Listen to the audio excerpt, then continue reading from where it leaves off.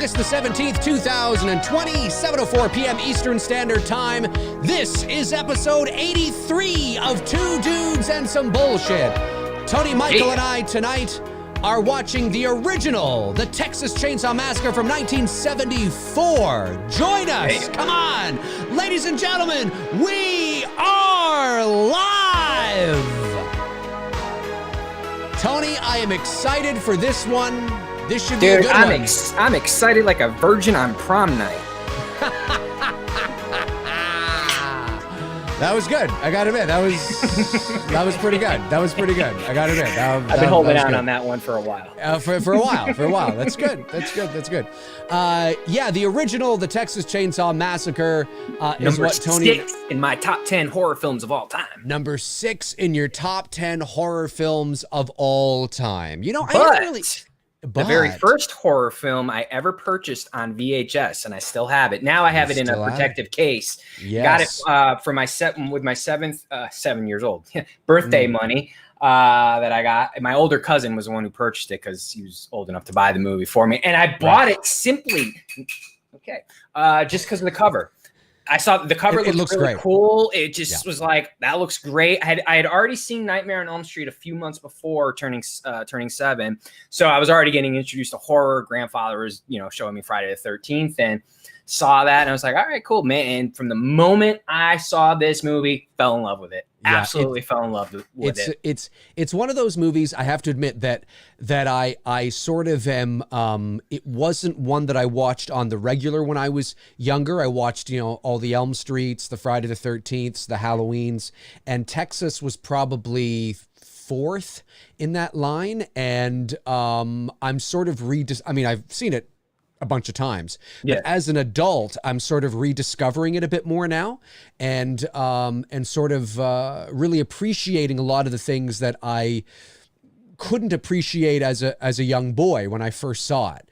And I'm starting to, appreciate those subtleties and nuances a bit more than I had, because it just wasn't one that I was rolling around.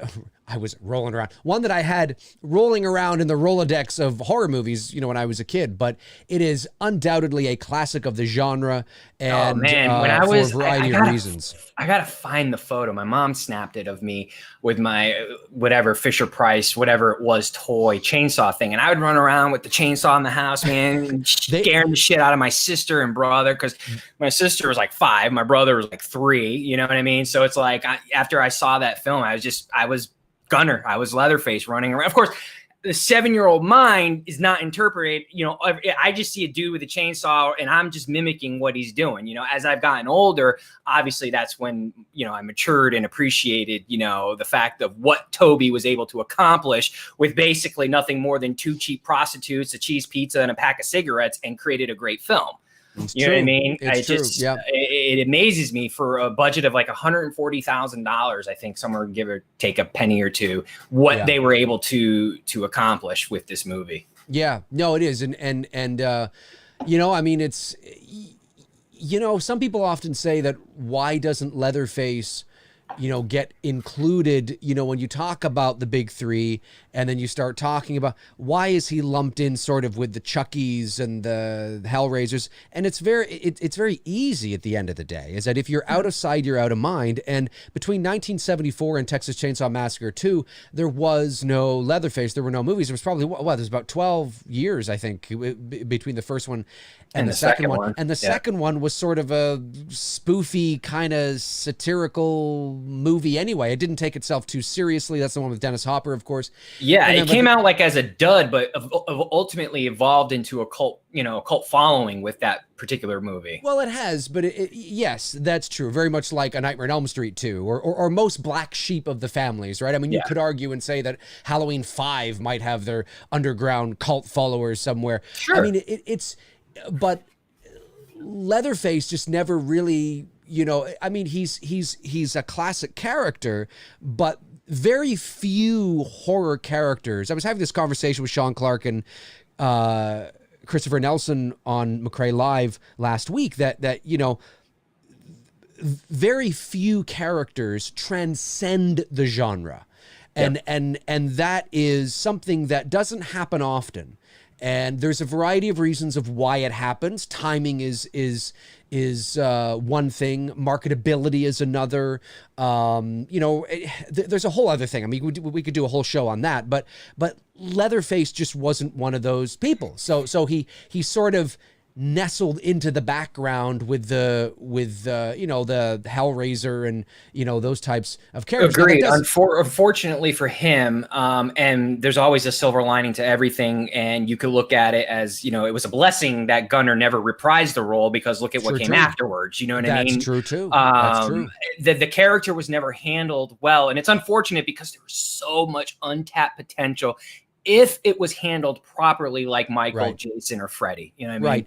Right. I sometimes wonder if, and I don't know, leatherheads will be able to tell me better if they know off the top of their head, no pun intended. But I would suspect that maybe the reason why Texas Chainsaw, now why they decided to turn it into the sort of comical movie they did, I'm sure they had their reasons, but the why of its existence in the mid 80s was no doubt because of slashers are cool, right? And you had Freddy and you had Jason, you had Michael, and all these movies being made. But I wonder if they hadn't done that, I mean, if there was no slasher golden age in the 1980s, if we would have ever seen a Texas Chainsaw 2, because it took so many years to even have one. And the slasher subgenre was you could make, what year? Hey, Google, what year did Texas Chainsaw Massacre 2 come out? I think it's 86. 82. The release date of the Texas Chainsaw Massacre 2 was August 22nd, 1986.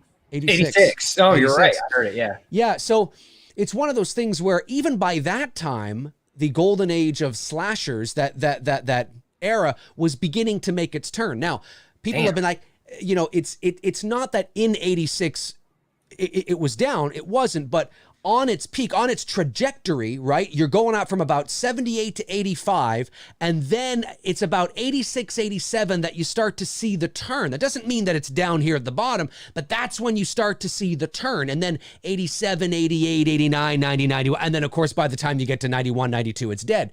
So, funny enough that Texas 2 came out on the cusp of, it starting to make that turn.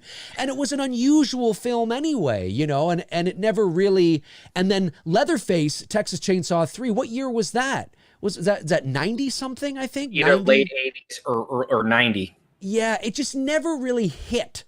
Sometimes, things do and sometimes things don't. I mean, even Michael, got in there early and then he didn't fucking come back till 88. So, I mean. Well, let's be real. I mean, you're talking about when the original was made, the original Chainsaw 74, right? There was no such thing as sequels. There was, no. You know what I mean? There was no, horror genre. I mean, really, Texas Chainsaw Massacre and Black Christmas, those are the two movies within 2 months of each other that came out in 74. Texas came out in October. Black Christmas came out in December. They kind of, shoved the horror genre into a new direction. Right. And, next thing you know, we get Michael and, so on and so forth. And it's because of movies like Halloween or franchises like Halloween, Friday, and Nightmare. Right. And they started to do sequels. I'm sure they probably looked at this movie and were like, well, maybe we should do something with it, right? That's why they did part 2 the way they did. You're bang on. And that's what I suspect happened. Although sometimes you can do yourself, not that it's ever done a disservice to the original, but sometimes that can happen, right? I mean, Black Christmas to this day still has never had a sequel. Oh, but wait. I know that was awful, wasn't it? Wasn't that bad? Come on! That was a shameless plug. It's me, Billy, Indiegogo campaign. 16 days left, ladies and gentlemen. 16 days left. The total we're at right now is $42,249. Sorry, $42,429 Canadian. It would be amazing if we could get to 42,500. So that's about another 80 bucks. Another 80 bucks will get us to 42,500. Let's see if we can do that by the end of the stream. Hey, if we can get more, that would be great. 16 days left in the It's Me, Billy Indiegogo campaign, folks. 16 days. That's it. That's it, my folks. That's it. Anyway, I know that was a shameless plug, but you're right. I mean, but this. Well, before you escape the It's Me Billy plug. Can I make my little announcement for you now? Sure. Yes. Dave, yes. Dave doesn't even know this shit, guys. This is exclusive shit. All right, so at the end of the month, you guys know we're doing a double stream that night. I think we're going to do that on a Sunday because we're, Monday to try to do 2 in one night with people having to get up to go to work and shit the next day. That's right. Even though Monday's the same way, but we're going to start it a little bit, or Sunday, we're going to start it a little bit earlier on Sunday. Yeah. That night, I'm giving you guys a 2 weeks heads up now because we're 2 weeks away from that stream, and we'll remind everybody next week as well too when we do. We're doing Amityville next week for our 70s horror theme month. That's right. Original Amityville, 1979. Yeah. We're gonna have some prizes that night, and I'm gonna be donating 2 prizes that night to the double stream that we do, which is going to be Last House on the Left, and then we're gonna conclude it with Black Christmas. The first prize is going to be another photo that I'm going to give away. Todd Fair won the first one. And Todd, you and I need to connect because I know you don't have Instagram.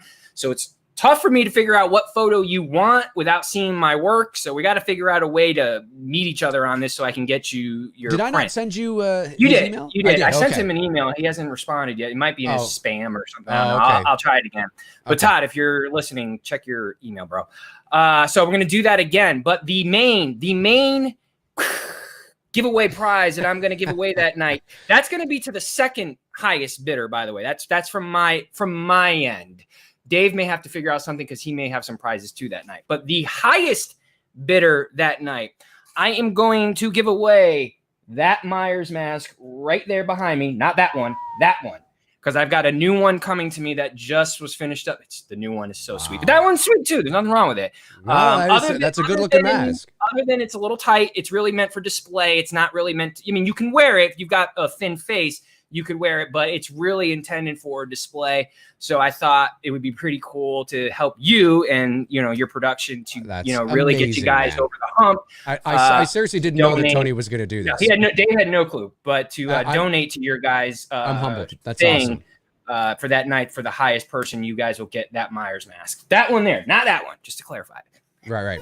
The one sitting on, it looks like your cabinet or whatever it is. Yeah, right below JFK smoking his stogie. Right. That one there. Amazing. That is awesome, man. I really appreciate you doing that because you don't have to do it, and you didn't say anything that you were going to do it. You just thought it because you're that kind of guy, and I really, really appreciate it. You helping the project in that way, and that's just awesome. And so that's going to be really cool. That's happening on the last Sunday of August. Ordinarily, we have our shows on Monday nights, but since we're doing a double feature, we'll be doing it on Sunday night. And we'll probably start around 6:00 p.m. Eastern Standard Time that night. And we'll watch The Last House on the Left, the original, Wes Craven first, and then we'll have a little bit of a break. We'll be live still, but maybe I'll throw something up for, 5 minutes or something while we take pee breaks or something. And then we start into Black Christmas as well. And everything raised, super chat questions, of course, the highest bid for the mask, everything raised will go into the Indiegogo campaign. And by the way, hopefully by the end of this week, so the 20th, the 21st, I'll be able to, I'll finally get paid from Google, and I'll be able to put the $2,000 that we raised from the It's Me Billy-a-thon towards the campaign. So right now you do see $42,429, but just think of that as actually $44,429. But if we can get to 50,000 by the end of the campaign, I'd love to get to 60,000, obviously our goal, but there is only 16 days left. But if we can get to 50,000, that would be amazing. That would be awesome. We'd be in a good spot then, because then, with another It's Me Billy-a-thon or another, double feature that we may do or something like that, we might be able to get there anyway. So, but yes, awesome stuff, Tony. I really appreciate you doing that. Sincerely. That's I'm amazing. trying to, I know what it's like because I'm on the end of it myself, raising money, looking around everywhere you can, and it's tough. And it's tough. I wanted to help you guys out the best that I can. And I figured that would be a nice, at the end of the month, when we're at the tail end of this, a nice giveaway for the highest person who contributes. When we make, we don't have to do it tonight, but in the days before that, can you send me maybe a nice photo of that mask? Oh yeah, and I'll send you a photo with my guy wearing it. I have shots of him wearing it. Yeah, exactly. Because I'll put that on the thumbnail to advertise that week's show. Yep. Yeah, for mask giveaway as well. You know what I mean? That kind of thing. That's amazing, Absolutely. man. That's really awesome. All right, let's fucking do this. do Let's this. get in there. Let's get into the Texas Chainsaw Massacre, 1974. Tony and I have lined this up at we both paused 3 seconds in. On the screen says a Vortex Henkel, I think that is, Hooper production, a Vortex Henkel Hooper production. That is what is up on the screen right now. We will let you guys line that up. We'll give you a couple of seconds to line that up, and then we will rock this. Sorry, Cody, I'd say give them a minute here to line up. Cody, the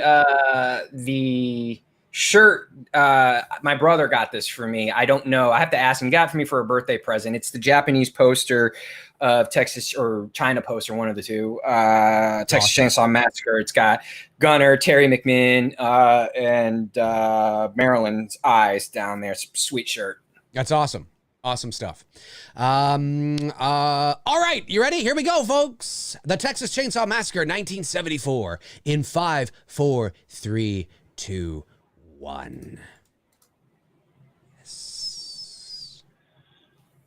A film by. Of course, we all know the opening narration is done by Mr. John Larroquette. Yes, it is, and he reprised that narration in the remake. Just sounds like I'll read this to everybody because nobody can hear it.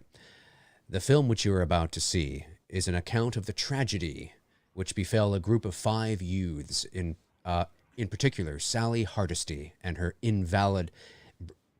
Sorry, I have him in my ear and as well. It's hard to read with him in my ear.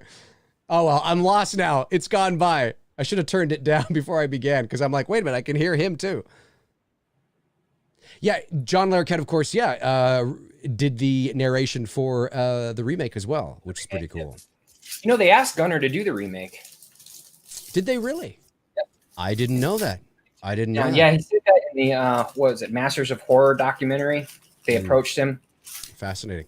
And of course, the Texas Chainsaw Massacre, of course, you know, it was very much, again, some of the marketing for its time was it's based on a true story. There's nothing in here that is actually true. What it's based on, of course, is the Ed Gwen, or whatever, however you say his name. 3 parts to the story from according to Tobe Hooper on how this movie came to life. There's obviously the Ed Gein story, but Right. The Leatherface character, he said it in the documentary as well too. A doctor he knew, or family doctor he knew growing up, was I don't know, he was studying on cadavers or whatever, and one night he went into a morgue and took someone's face off to wear as a Halloween mask at a Halloween party. Like, this dude legit did that. And Hooper always thought that was interesting, and he thought it would be interesting for the Leatherface character to do. So there's inspiration from certain things, but this what happens in here, right? I mean, that's you can take inspiration, like how Freddy Krueger was inspired by the old man, the kind of the bum that Craven saw out, you know, his window one night, but you wouldn't necessarily say that Freddy Krueger's based on a true story. You know what I mean? No. Same with the inspiration. I love this opening shot here. Oh yeah, I love the corpse and the sand blowing behind him and shit. Just a great opening shot. Sorry, I just needed to acknowledge that. No, you're fine. I was just gonna say the chainsaw, the choice to use that as a weapon. He was Christmas shopping, Hooper, and he was in the department store when it was really packed. And like me, he doesn't like large crowds, and he started to get really anxious.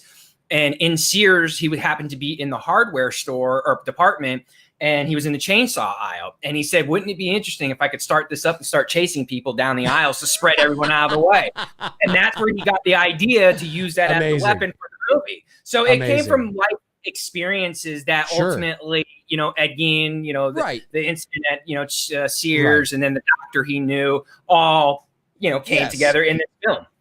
Of course. And there's a lot of that kind of thing happens all the time. I mean, you look at, you know, Nightmare on Elm Street, and of course the Cambodian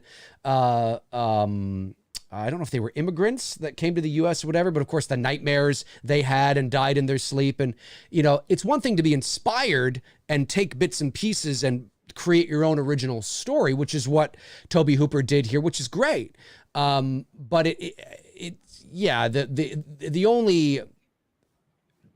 there was somebody who did live in Texas who was a cannibal, who did fuck around with cadavers and things like that. He was from Minnesota. Oh, was he Minnesota? Oh, you're right. Actually, I think it was. I think you're right. Actually, now that I think about it, but I love this opening. Like I love the deep reds and seeing the sun flares.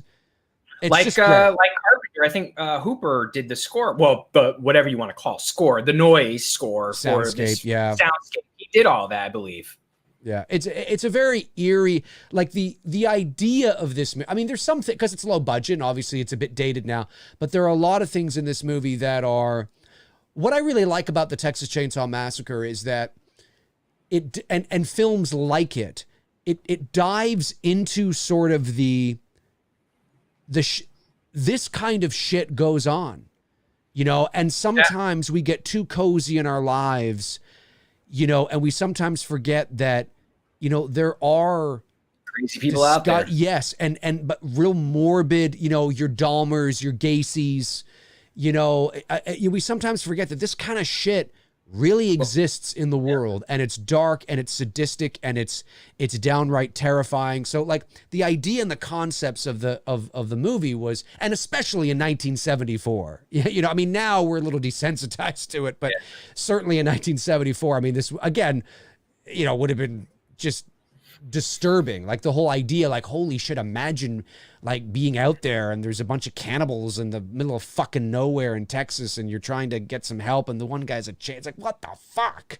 You know? There's Franklin. Yeah, there he is. Kurt, William Vale. I heard William Vale ended up in like jail or some shit. Really, eh? Yeah. Correct me if I'm wrong on that, chat room, but I could have sworn I heard he ended up in jail for something. I don't know what, but he got arrested for some shit. What's this guy's name again? Not Franklin, but the other guy in the fucking, he's rocking a shirt like a BG.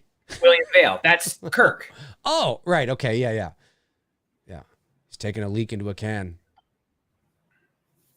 See, I think they should have just left him there. Poor Frank. They don't need him.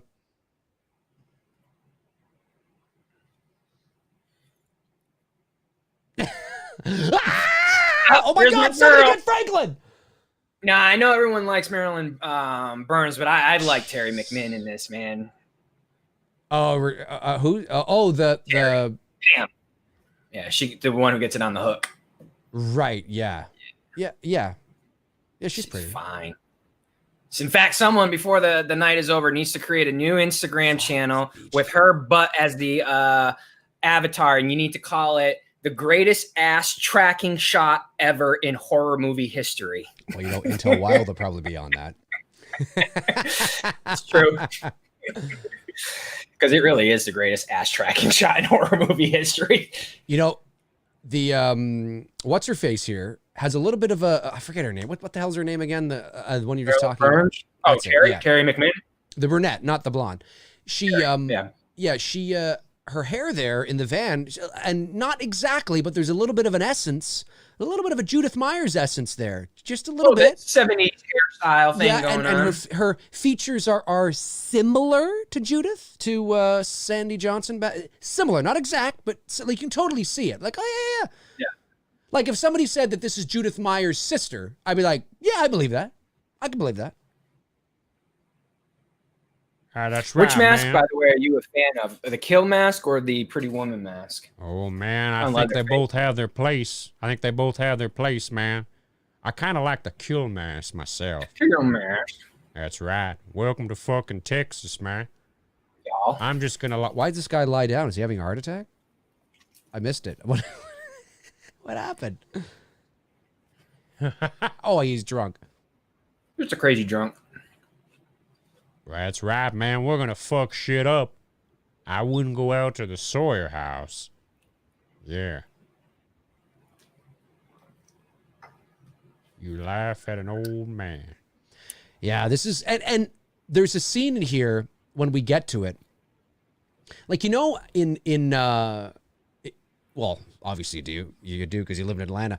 But, you know, when you get like really hot summers, right? Or really hot summers, there's that bug. I forget the name of the bug, but there's that bug that's like... The June bugs. June Is that whatever. what it is? A June bug? Man, you hear this up here, like you hear it all the time, right? And whenever I hear that sound, I think of hot, humid, sweltering, disgusting summer days. Yeah. And I don't know if you hear it in this film, but there's a scene in this movie where when they're scoping out the house or whatever, right? Like they're in the fields or something, and they're scoping out, and there's no music. There's just the sound of the summer, and I really feel like I can feel the Texas heat almost. Sure. You know what I mean? Like it's well the cinematography. Daniel Pearl did a phenomenal job with this to really make you feel like you're a part of the element, and of course, shooting on 16 millimeter also gives it that kind of warm, orangey tone to the film. Yeah. Franklin, he was a character. He was. He's dead. And in real life. Oh, is he dead in real life? Yeah. Well, but his character has no hope in hell. I mean, if you're in a wheelchair and there's a chainsaw, I mean, there's just no hope. There's just no hope. Has anybody ever tried to reason with Leatherface? Like, I mean, has anybody ever tried to sort of like, because he's a simple guy? They made him sympathetic, and I hated that. Oh, yeah, I didn't. Because I mean, granted, she's hot. Alexandria Daddario, sexy blue eyes. Yeah, no, I saw that movie. Yeah, I didn't like that turn that they did with him. So who is still alive and who's dead? I mean, in real life? Yeah, in real life. I think Eric Burns is dead, right? Yeah. But I think McMinn is still alive. I think Terry McMinn is still alive. I think she is. I'm not mistaken. That's a great shot. Gunner, we know, has passed away. Toby Gunner has, yes. Yeah. Oh, they just picked up Nubins. They Nubin did. Sawyer. They did. Crazy Nubins. He was great in this. I always think this guy looks like it kind of looks like, what's his face? Fuck. Love that vintage Polaroid he's got too, around his neck. The hell is his name? Why am I blanking? Well, when you're shooting in 115-degree weather and then like dead of summer, I think the production on this started at the end of July and went into August, and they like shot for like 17 hours a day. Didn't take much to get people to get crazy. No, it didn't. When you're shooting in that type of conditions. Whenever I see this guy, I always think he kind of resembles James Franco. Edwin Yeah. Neal. Yeah. I don't know. I just see a little bit of James Franco. But James Franco being all like, like Crazy. I would never have picked up this guy. I know it's the 70s, and I know, man, different time. Hitchhiking was a thing, and you didn't really, I would never. I would different never world now. Yeah, never.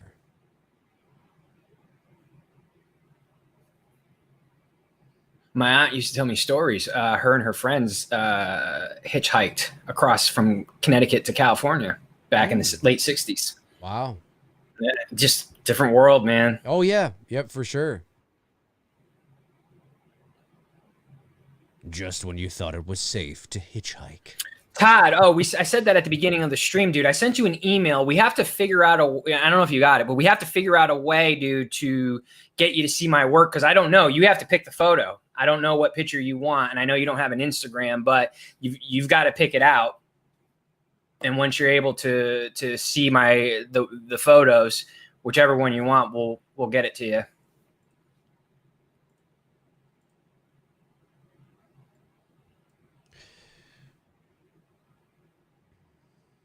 Such a weird scene.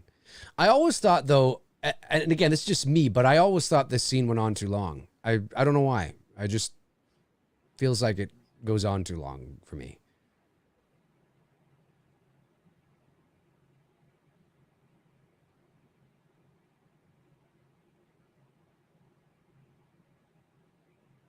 I don't know. I kind of like this part. It gets all nutty and shit. Oh, yeah. But I just...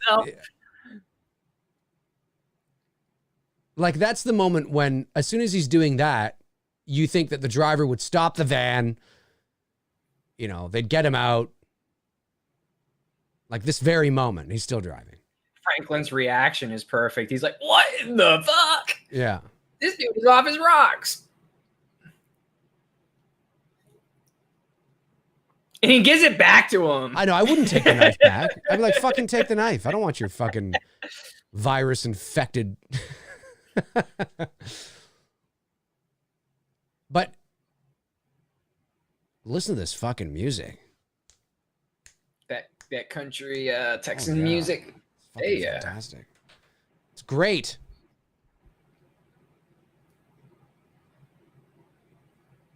I gotta start wearing a shirt like that with it open so I could rock it like a BG. There you go. You got to get some hair in there and everything. Yeah.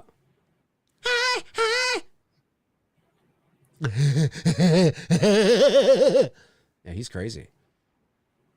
Like at this point, you wouldn't stop. Like anybody would stop the van. Nope. No. Let's just keep riding with this fucking wild loser. Let's let him take pictures of us. Sure. Terry's over there like, this dude is nuts. Yep. Franklin. She doesn't know if she should smile or what. No, I wouldn't smile. I'd be like, if this was real life, I'd be punching the guy in the head and throwing him through the window. That's what I'd be doing.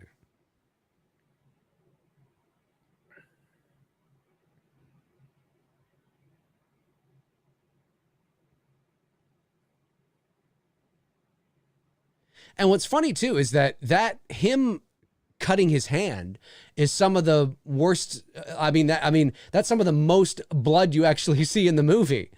It's not a very gory or bloody film, ironically. No, and Hooper wanted this to be a PG film. I mean, obviously with the what they were alluding in certain scenes, there's no way you're going to get it. But because the lack of blood in a movie that's titled Texas Chainsaw Massacre, you're right. There is. And again, it goes back to what you and I have said time and time again. Texas, the original Halloween, and even Nightmare on Elm Street. Nightmare on Elm Street, I've said this before, you never see, in the first film, you never see Freddy actually penetrate somebody with the gloves. You see him cut Tina, but it's an invisible cut. You just see her get cut open. That's true. But the rest of the kills throughout the movie, you don't actually physically see him use it on someone. And it goes back to what we always say. You don't need blood to make something scary. No, absolutely not. No, absolutely. The theater of the mind, even when Terry or Pam, the character, gets hooked, you see next to no blood, but you know what just happened to her. And that's enough. Of course. You let your mind do it for you. Oh, yeah. The power of suggestion will and this has been proven. I mean, this has been measured too, actually. I read an article on McRae Live about, 3 or 4 months ago. And there was actually tests that were done on people watching certain movies and their neurological responses to, and they watched the brain waves and they actually measured this. Actual brain responses to certain horror movies and certain things that they were seeing. And the power of suggestion, and those types of movies and things like that actually had a far more, I forget what the term was, but it was more than seeing something gory. Because you fill it in. Even when you don't even realize you're doing it. And you're having a physiological almost response that you may not even be aware of, or a neurological one that you can feel it, but you're not really sure what's happening. And it's not just sound cool. Oh, theater of the mind. That sounds it's real shit. It has real effect on people. It does. There's reasons why those kinds of movies are revered, and the vast majority of people tend to really like those kinds of movies. There's reasons for that. I'm not saying that gore, doesn't have its place. Of course it has its place. Sure. And it's a prime reason why I don't do a lot of blood in my photos. It's the moment before what's about to happen. And I want you as the person who's looking at the photo to come up with your own conclusion of what's about to happen a second later. Your most recent photo, Michael at the top of the stairs to the girl, that was great. Yeah. That was great. I was thinking the idea was that they're inside the Myers house. It's abandoned because the staircase is pretty much located exactly where it would be in the Myers house. Yes. That was more the idea that I was going with. American Astrology, your daily guide. I love it. That's hilarious. what I liked about it too is that the girl that you got in the photo, you positioned her. I don't know whose idea it was. I'm assuming it's yours. Maybe it was hers as well. She's positioned in a way where it looks like you've captured her in the process of falling. Yes. You know what I mean? Like it does. So it gives the photo some oomph. Right. Whereas if she was just standing at the bottom of the stairs or sitting at the bottom of the stairs, Like Jamie Lee, right, or something, then it's kind of like it looks a little little too staged, right? Yeah. Where this looks like, because her hand is back, it was she's really balancing herself. It's like and that was the idea. The idea was to catch her. It's like she's going down, right? And I toyed with the idea of keeping his feet together up there, or just having that one foot down. Is like he's just starting to do his walk. Great. It was really, really, really well done, and that's the first thing I noticed was, it's like an action shot. You know what I mean? So I like that a lot, and I like the location and the set dress and everything. It was great. She knocked it out of the park. We hybrid. We took ideas from what PJ wore and of course what Jamie Lee wore and what Nancy wore, and sort of combined our own look without totally ripping off the characters from the original Halloween. PJ had the little bow ties here. I had her do pigtails. The top she wore was something I felt easily Annie would have worn if they had that option. You know what I mean? Right. Flare dark denims. All the girls in that movie wore the flare pants. So for sure. Yeah, looks great. We are timestamp here. We are 20 minutes, 25 seconds into the movie, and they're just pulled up to the gas station here, and they're getting some gas, and one of the guys is washing the windows, and of course you have the creepy head of the. Have you read it? Chainsaw Confidential? No, I haven't. You should definitely read it. It's a good read. Gunner wrote it. Okay. I won't ruin it for you, and it's a quick read. It's not. It's like 200 pages. Yeah, it's like 200 pages. Yeah, that's not very long. Yeah. No, I can usually knock out about 150 in a day. Yeah. If I'm going. I mean, if I'm like really read mode. Yeah. Like I'm reading the Zodiac, Robert Graysmith's book again right now. The Zodiac. Such a good read. Yeah. Of course, he's very convinced that it was Arthur Lee Allen, but I don't know. I don't know if it. I mean, the evidence is definitely pointing in that direction, but I don't know. I don't know. We should do Zodiac one night. Oh yeah, we'll definitely do Zodiac. There's Terry's ass. Why does Franklin still have that knife? That's his knife because the other. Oh, okay, I get what you're saying. Well, I know, but I wouldn't keep the knife after the guy slices his hand, and I don't know if he's got any sort of infection. He's gonna get tetanus. Look at him picking at the knife. He's picking at the blood. You think that's blood? I think that's fucking blood, man. That's blood, all right. That's right, he did. Franklin gets it like in the gut too, right, or something? I think. Yeah. He's sitting in the wheelchair, and I think he gets it like right in the. It's brutal.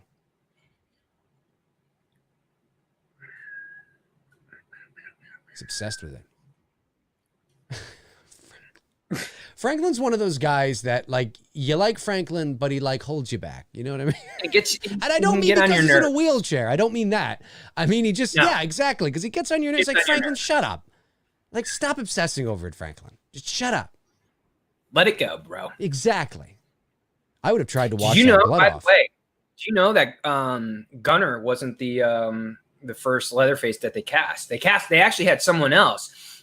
There's an unnamed person, and the dude apparently, when they were in production with the movie, he was in his hotel room fucking pulling a Dr. Loomis, Donald Pleasance, being shit-faced drunk, wouldn't come out of his room, and next thing you know, Gunner contacted the one of the producers or someone on set and said he was still interested, and they I think all they asked him, like, how tall are you? And he said 6'4", 300 pounds, and they're like, okay, you're good. So it'd have been interesting though to see if that dude, whoever they cast originally, do we know how he would?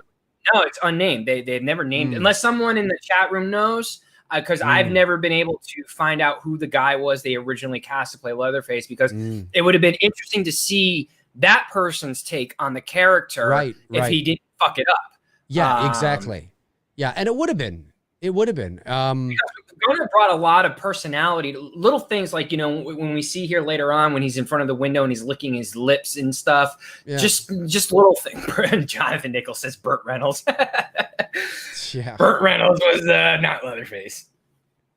Burt Reynolds was tapping a lot of TNA at this point in his career. Yeah. Early 70s, yeah. I love that shot of the van coming up over the horizon there because you can see the heat on the road. You know, the illusion that on a really hot day we get that a lot down here. You know, with asphalt. Oh yeah, up here too. I think that's why my Leatherface photos work so well, because it's where I live is very similar to what we're watching here. Yes, 100%. I'm always amazed at how many abandoned places you can find. I know, right? Did you see the mill that I found today for Freddie? Yeah. Yep. See the church I found yesterday for Freddie? Yep. I was like, oh my God, I can't believe it. And like, they're totally cool with me, the church people, because it's weird. It's abandoned, but it's still kind of taken care of because there's stuff in there. Do they know that? Do they know that you're going? And they're totally cool with it. So they know that you're going to have a dream demon from hell in there. Yep. I was like, it's going to be me and one other person. We're going to do this fight dream sequence, the Alice and Freddie fight dream sequence, but I'm going to put my own spin on it because it's not a gothic church in the movie. They're going to have to bless it afterwards. Freddie's been in here. Oh, somebody bless it. If you saw that church, man, I think that church is haunted. I think it's because it's one of those like 1800s, you know, deep South churches out in the middle of nowhere. What the fuck does Franklin have in his mouth? A chicken thigh? What the hell is that in his mouth? Is it a chicken thigh? What the fuck is that? It looks like a Fred Flintstone cigar. I don't know. What is that? Fuck is that? It looks like somebody's finger or something. It does. I was about to say, or it looks like a turd. It does. It actually looks like he's got a piece of shit in his mouth. Doesn't it? I mean, it really does. It actually does. I think it's sausage. I think it's sausage or something. It actually looks like he's got maybe.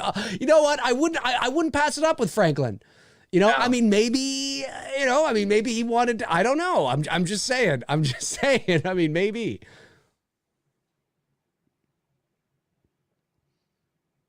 But again, too, you know, whenever you make a low budget film, certainly back in the 70s, you know, but anytime that you make a low budget film, of course, low budget films have come a long way since these kinds of low budget films. But I would take a low budget film of this quality over any day. 100%. Modern, like Terrifier. I like Terrifier, but compare the two, I'll take Texas over it any day. Yes. But even there is the thing that low budget films have going for them is, of course, the grittiness in terms of their production value, but the reliance on but that's what makes it so damn good, Dave. You know, it's that grittiness. No, I agree. I totally agree. I'm not saying it doesn't. I'm complimenting it in that sense that there's it doesn't have a polish to it, a shine to it.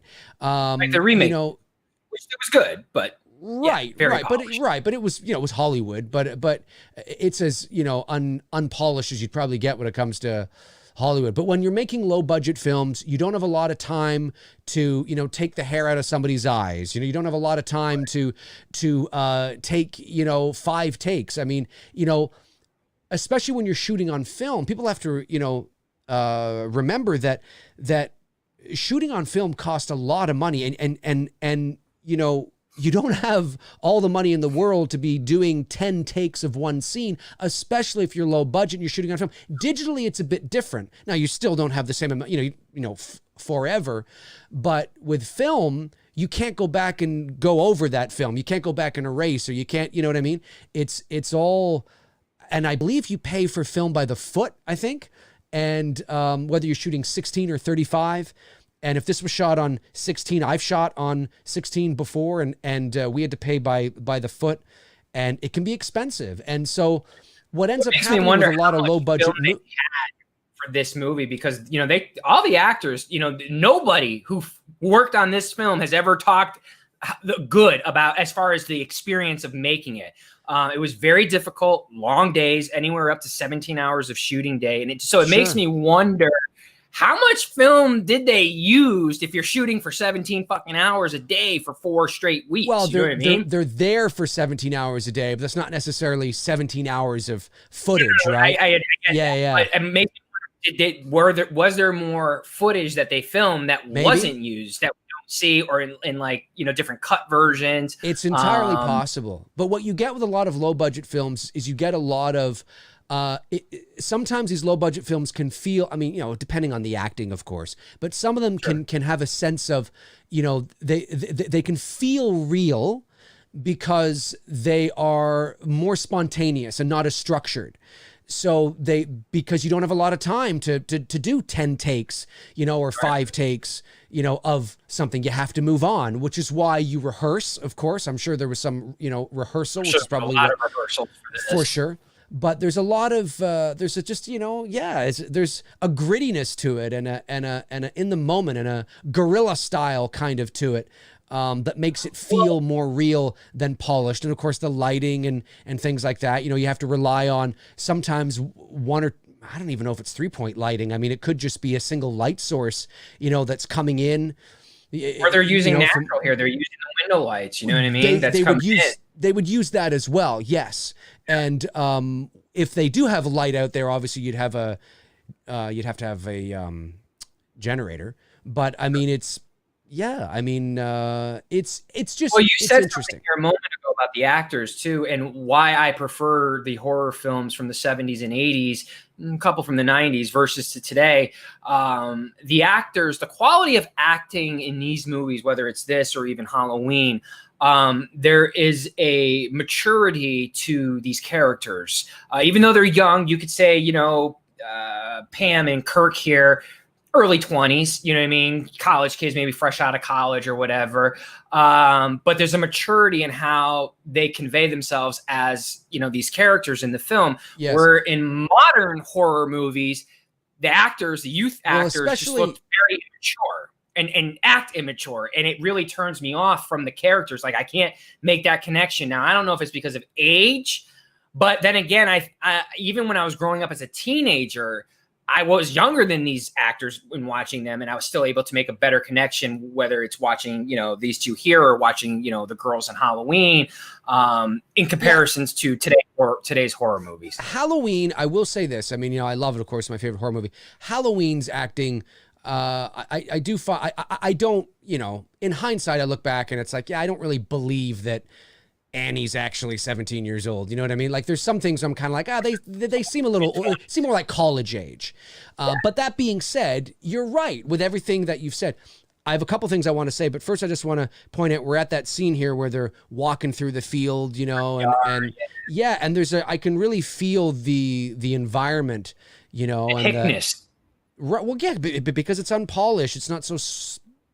Well, no, the hickness. You can hear the wind too. You can hear the wind and the bugs there. I really like that as they're approaching the barn. The aesthetic looks of what's in the yard and just. And you hear the lawnmower. I think it's or the tractor. No, I can't remember what it is. Or the truck or whatever. Whatever it is, I love that detail. You know, it's a summer sound.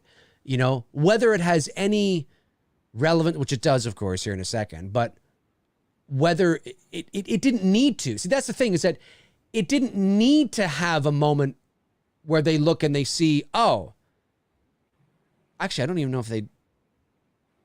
Oh, it's just a junkyard. Just a junkyard of cars. Yeah. But I love that there's that sound because it's a very summer sound. Cars, man. Yeah. It's a great summer sound. You know, now I know they eventually discover it. It's a tractor, right? Yeah. Here it is. The tractor, a lawnmower? Yeah, it's a lawnmower. Or a generator. Generator. It's probably their generator.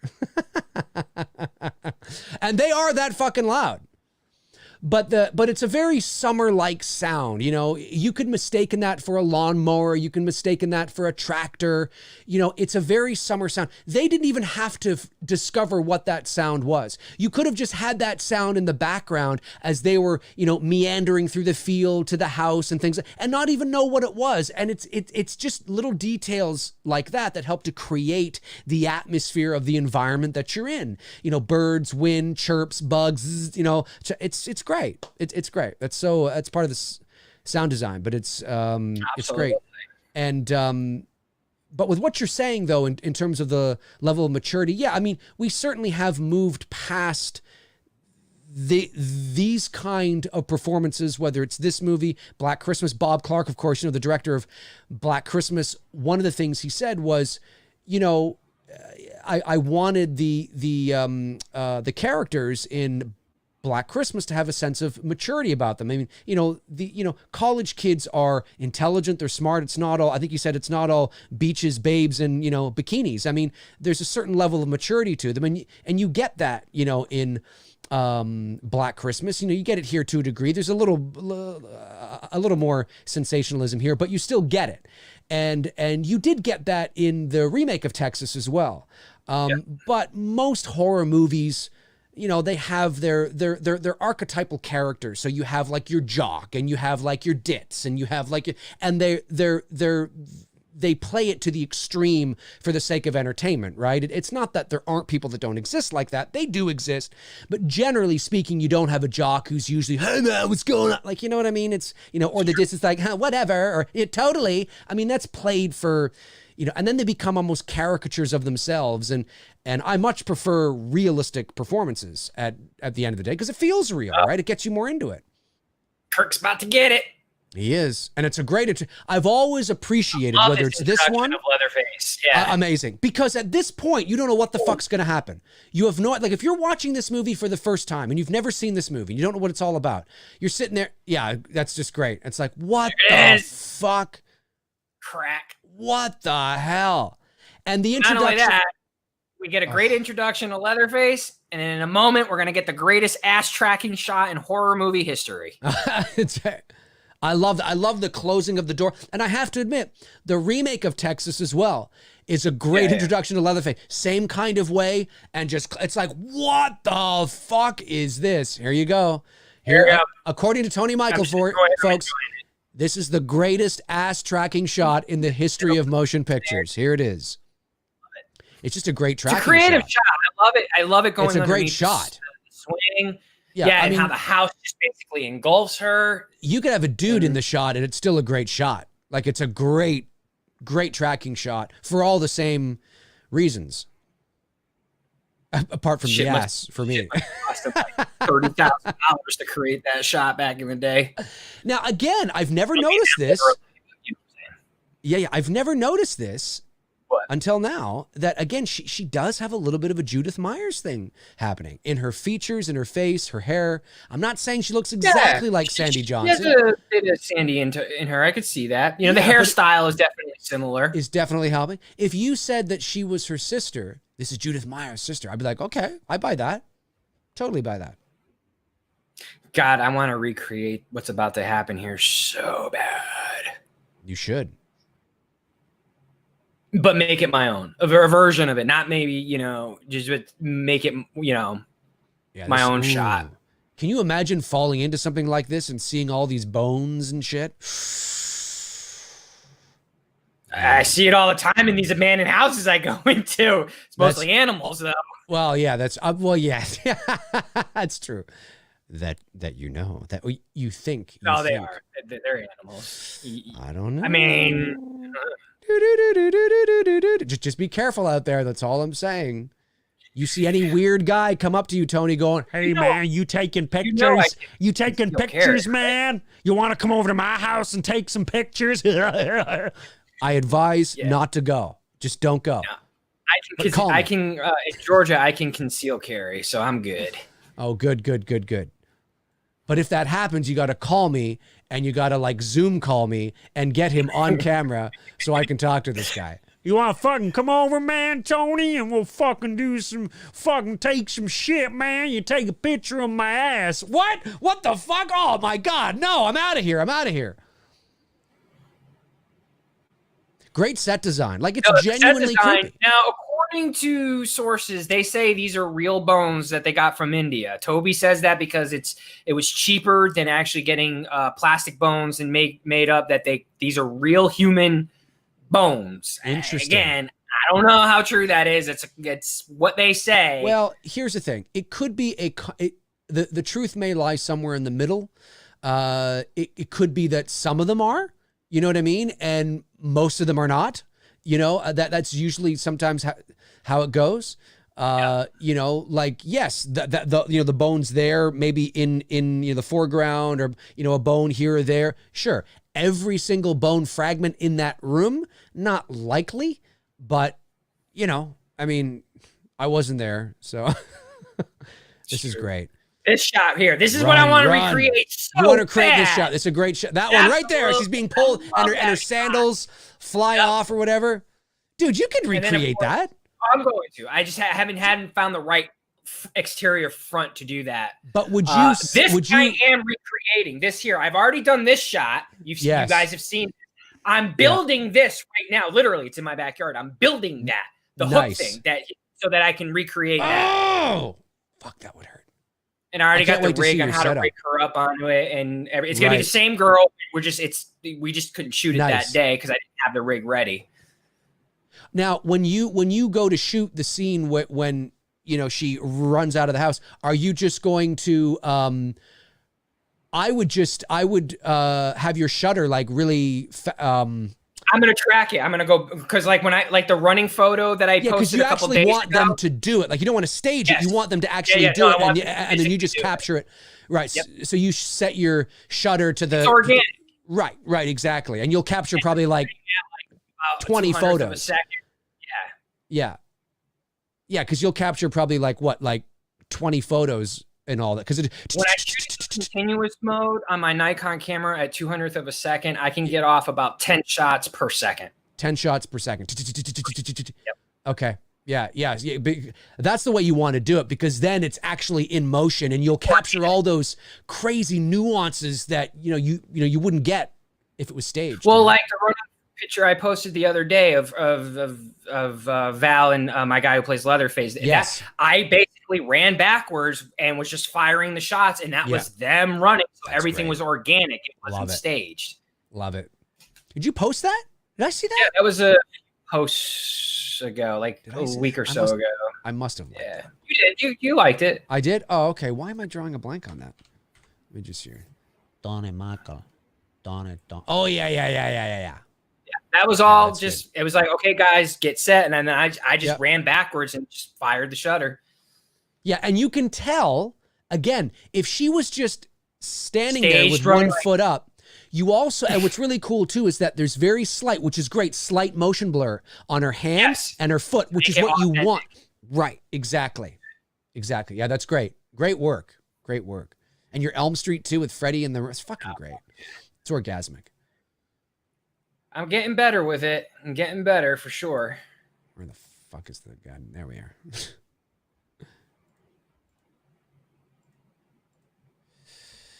Now, Franklin, I hate to say this right here, but Franklin's a liability. And Franklin's just got to go. He's got to go. You got to go, bro. I hate to say it, but I mean, it's in that kind of a situation. I mean, what are you going to do? I mean, at this point, you know what I mean? For those who just joining us want to know where Tony and I are, we are 42 minutes and 20 seconds into the movie, roughly. You're cooking. And this movie's about halfway done now. Yeah, it's like 80. I think it's like 85 minutes or something. It's just under 90 minutes. And isn't it true that when Leatherface is chasing what's her face here through that, like, there's no music. It's just I think it's just the chainsaw. It's just the chainsaw, which makes it so great. Just capturing that ambient sound and her scream and you want to talk about an original scream queen right here. Are you kidding me? Marilyn Burns is totally a fucking scream queen. Her scene at the dinner table is probably one of the most iconic scenes as far as someone screaming in horror movie history.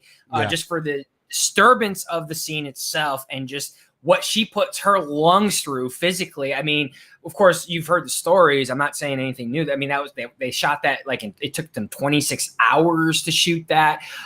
There was a sequence there, a long sequence that they were filming where Gunner had to cut her, but the knife that he was using was taped and it was dull, and the little whatever gadget underneath that they had to pump blood out to get the blood to show wasn't working. So him and Marilyn were getting pissed. He ripped the tape off of it, became a legit blade, and he cut her for real. Can I just interrupt you for just a second? Sorry, dude. I love this shot walking towards the sunset. Yeah. Great. Silhouette, and love the little little noises there and shit like that. The sun is beginning to set. Shit's going to get real. I love just that sun. I love it. I love it. And these little like, love that fucking shit. Anyway, sorry, dude. Continue what you were saying. That was it. It was just like, because that scene, it was such a long day for them to shoot. It was like around 26, 27 hours, but you'll see it coming up later on.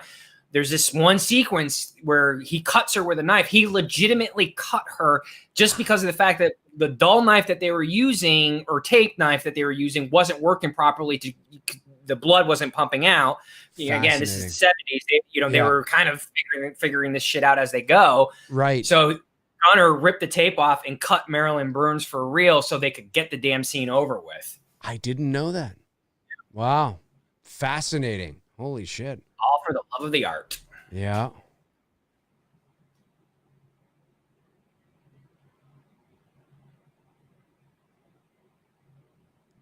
The clanking of the wind chimes in the wind. Of course, all this would have been added after the fact, but it's great. It's great detail. Maybe not the wind chimes. They could have had a sound guy next to it while they were having it going. You know what I mean? And recording it. But yeah, you're probably right. Well, yeah, no, it would have been added at. Yeah. Oh no, they when they were getting the Foley, yes. Yeah, but it probably wasn't captured in the same track as the audio. Because you couldn't. Unless the wind chimes are right beside the guy's face. I mean, maybe, but no, I doubt it. He looks like a Jerry. He looks Jewish. I wasn't going there. Just his character name was Jerry. I don't mean that as a slight or anything. I don't mean that as a slight. With Terry. I mean, come on. I mean, look. It's like saying me with my pale skin and my curly hair. Oh, he looks British. You know, I mean, some people just have certain looks. I don't mean that as a slight. I love God, this. people, calm down. Love that. And she's all like, boom. Bye, Jerry. The way she sits up like that, too. It's like, what the fuck is going on? It's great. And I love this. Everything Gunner does here, he brings the character to life. He does. And I don't know if the other dude would have done the same shit that Gunner did here. This adds a big person, because now he's looking out the window. Did anybody catch me? Is there more? Right. What's and of going course, on? Why are we all sometimes these people at my house? Right. Leatherface. Well, right, because he doesn't know where they're coming from, and he's a simple guy. Like he's not. He's young-minded. I can't say the word I want to say because it's not very PC, but he's in this a simple guy. I love this. Yeah. And he licks his lips or teeth. He kind of his smiles. teeth are horrible. Love that. I've got teeth like this being made. I thought you were going to say, I've got teeth like that. No, I got teeth like this dentures being made for my guy who plays Leatherface. Nice, dude. I got to tell you, the attention to detail that you put into your phone, I mean, you go all out. Like, you really do, Either go big or go home, right? Go big or go home. That's what she said. Oh, what's that? What? What? I had to give myself that.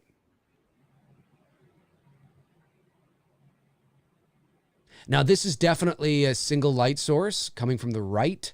And so this scene would just be illuminated by the single light source to the right and the headlights. And then proper exposure on the film. See, camera. you haven't seen The Last Dance yet, have you? The Michael Jordan documentary? No. Thing? See, because when you said the attention to details that I put into it, I was gonna say, but get lost because you wouldn't get the reference. But I was going to say, because a year or so ago when I first started this, someone said my horror photos look too amateurish. And from that moment, I took it personal. And the joke is, if you've seen the series, and anybody in the chat room who's seen the series, they know, like 15 times throughout the 10-part episode, Michael Jordan said, and from that moment on, it became personal. You know, he kept saying it throughout the whole freaking. Yeah, that's no, but that's but you use it to, yeah, it motivated yourself. Me to up my to take it to that next level for sure. Grant McGowan says, Dave, Irish or Scots ancestry? Neither, actually. Well, there might be some Scottish in my family somewhere, but my mother was born in England.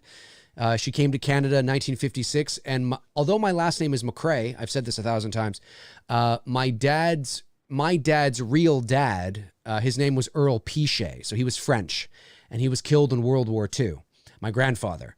And then my grandmother, but my dad was only 3 when that happened. And my grandmother ended up marrying another man by the name of Bill McRae. So my dad just took his name. So technically I'm not related to any McRaes, at least not directly.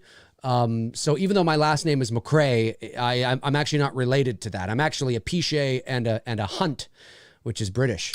So, Mom was from England. Did she prefer a pint or did she prefer tea? I'm going to say tea. My mother was a tea woman. Yeah, I think so. She liked her orange Pico tea. She actually liked a lot of different teas, but yeah.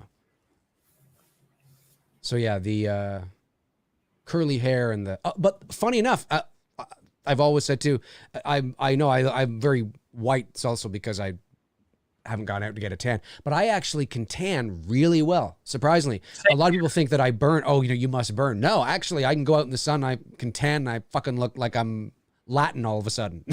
Yeah, it's true. Here. It's true. That Italian gypsy blood that I got in me, man, I can go out there. Same thing. I can go from white to dark like within an hour. It must be the French in me, I think.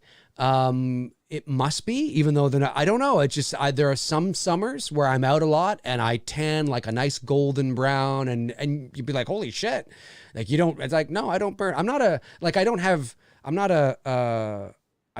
redhead. I'm not like that kind of where that's like really, I have brown hair, so I don't know, but yeah, some people think that I burn. I mean, anybody can burn, but certainly I will tan before I burn, and I just haven't gotten a tan this summer because there's been nothing to do. You can't go to beaches, you can't go out, you can't go to, there's nothing really to do. So yeah, and I do most of my jogging at night. So we're at DMT. Sorry, I'm just going to say we're at 51 minutes, 5 seconds here. Franklin and what's her face are like, hey, where are you guys? She's on their totally adventure right now. He's totally a liability. I hate to say it, but like, fuck, I would have left him in the car. Well, yeah, because here's the shitty thing, right? If shit hits the fan, like, what do you do if you're out there? Imagine if this is your best friend and you're out there, or your lover and you're out there and shit hits the fan. Like, do you go down with the ship? Or do you, like, what do you do? Like, you can't run and wheel from a chainsaw wielding maniac. I mean, I'll pull Bruce Ismay and get my ass off the ship. For anyone knows that reference, Bruce Ismay was one of the guys who helped create and built Titanic, and he didn't go down with the ship. He got off the ship. He did. Remember that scene in the movie, the guy with the mustache? Yep. He gets on the boat at the end. Yeah. But in DMT Infinity, I don't know what you mean by your question. I know you've asked it a couple times, but your question is, you're curious, why don't photographers like yourself record the scenes and then go through the footage and take them out of frame so that you use what you want instead of taking multiple pictures at a time? Oh, hold that thought, Tony. Hang on. Oh! Franklin is just, look at that screen. He's just like, what the fuck? Oh, can you imagine seeing this in the theater in the 70s? And she's running, and you would. Well, I mean, at that point, like, if your friend is being chopped in half and he's dead, at that point, yeah, you run. I mean, what are you going to do? Of course, you're going to run.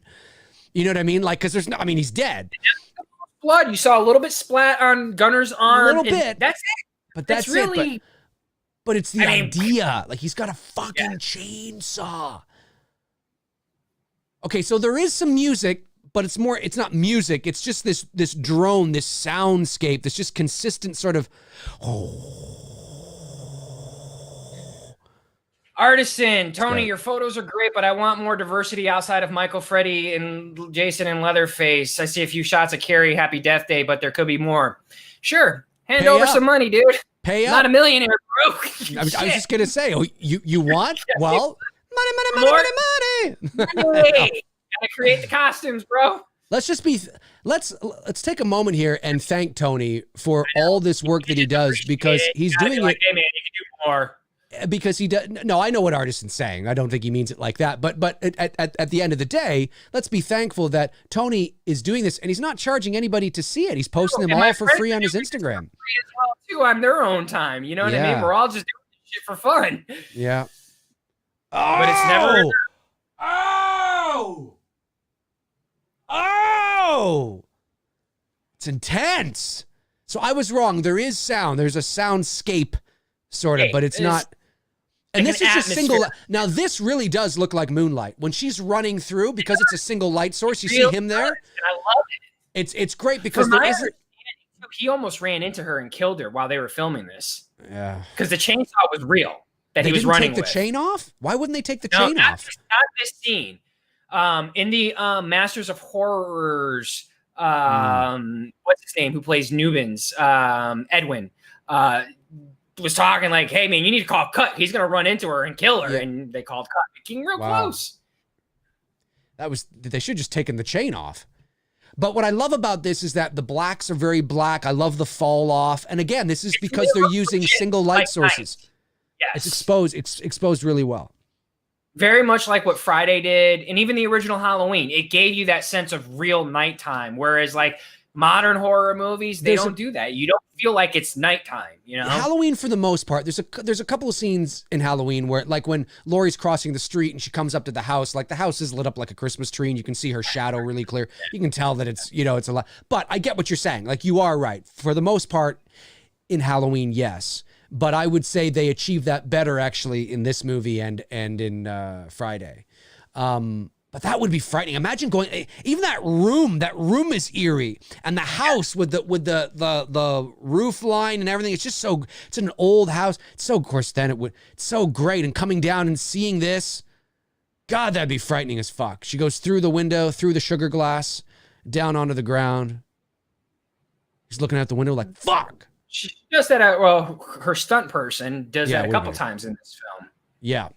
Yeah, it would have been her stunt lady, whoever that was. Ooh, she's got a Laurie Strode thing going on her shoulder.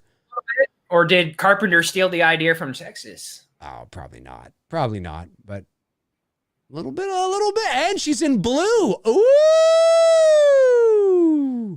I love that. Look at that. You can see the grain. You can see the grain on the film too. And her shadow as she's coming from the house. Look at how dark it is, how rich the blacks are on either side, and just that single light source shining onto the house. And you can really play with the shadows there really nicely. It's just beautiful. It's just beautiful.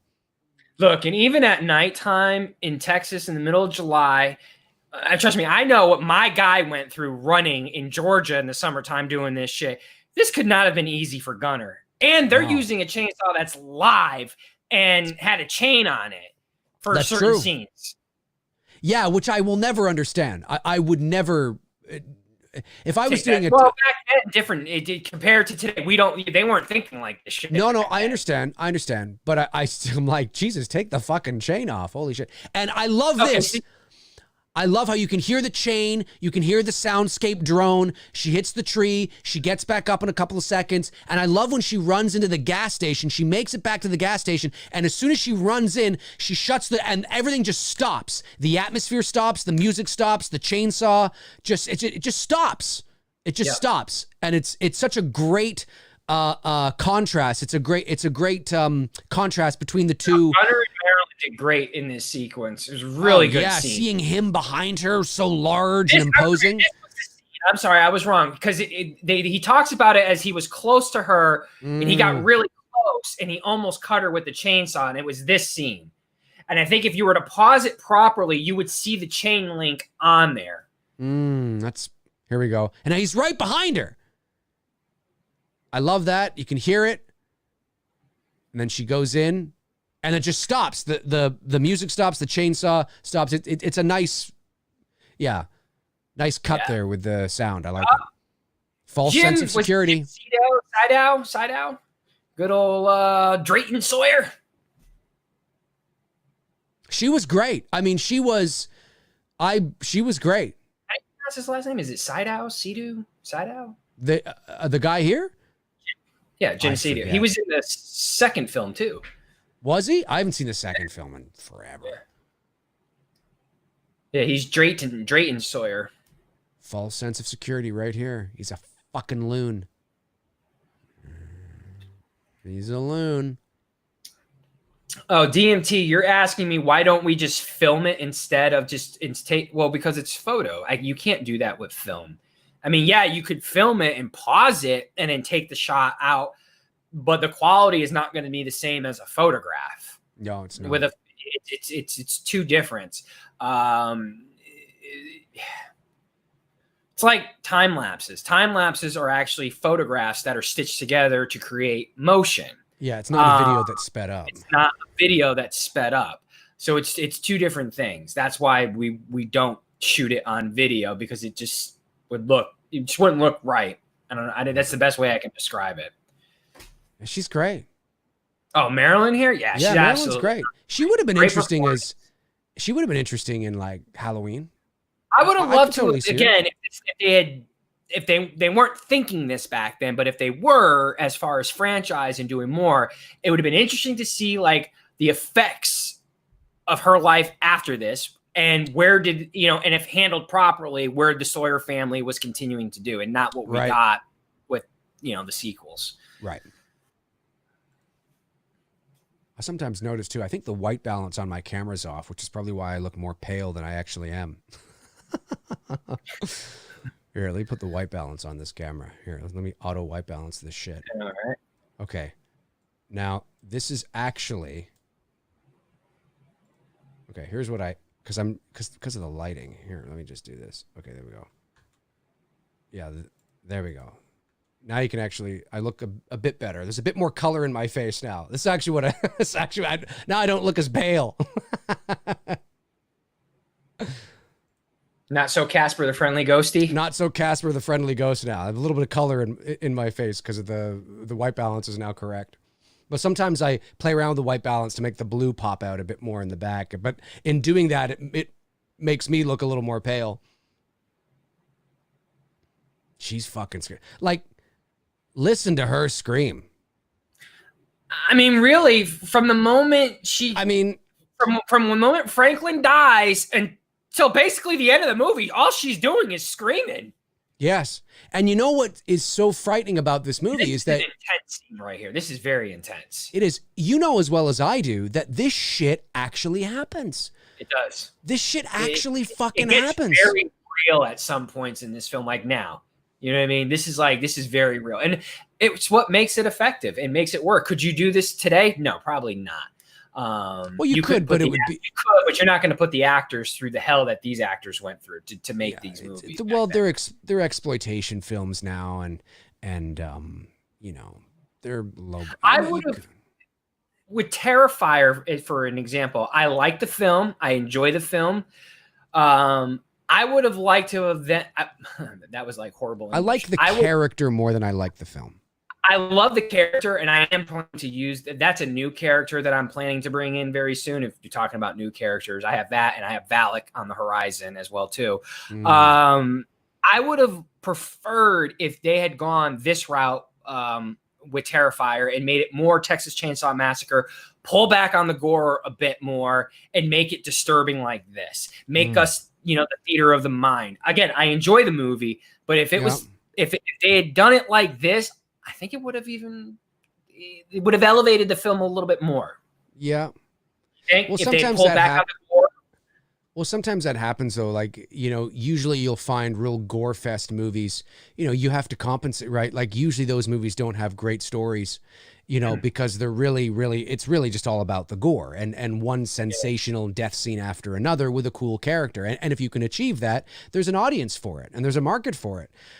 Usually you're not going to get a real great, interesting, story in a movie that's you know, that doesn't mean you can't get a good story, you know, something that's interesting or, you know, sort of just kind of, you know, to fill in the gaps. But usually, you know, if it's a gore fest, low budget B movie, which Terrifier is, the first one is, you know, the story is just, it's serviceable. It's like, okay, it's about these girls that their car breaks down on, you know, Halloween or whatever it is, or is it Halloween? I can't remember. Anyway, yeah, like, you know what I mean? And then this weird clown, you know, shows up and, you know, shit hits the fan, and that's just it. And then it's just about, okay, what can we get art to do that's so wild, you know? And fans love it. Fans love seeing it, right? You know, and then you get people going, but it's not supposed to be like that. Well, no one's saying it is, but it's just, you know, it's not a very interesting story. This scene here where Drayton's got her in the truck covered up, you can't hear her, and he's poking at her while she's screaming. This is a very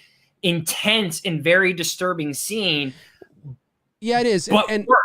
You know what I mean? That's the kind of horror that I like Last House on the Left. You know what I mean? Like, you don't need to go overboard with it, but just enough, and do something like this just to create an uneasiness. Like, you begin to sympathize for the character. You want to see the character escape from this hell that she's going through. But that's just the creativeness of Tobe Hooper and great filmmaking. Yeah, and again, these older low budget films don't have the Hollywood polish that even a lot of their higher budget counterparts, even at that time in the 70s, had.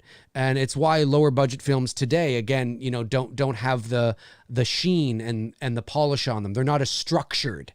You know, they seem a little more spontaneous and organic and gritty.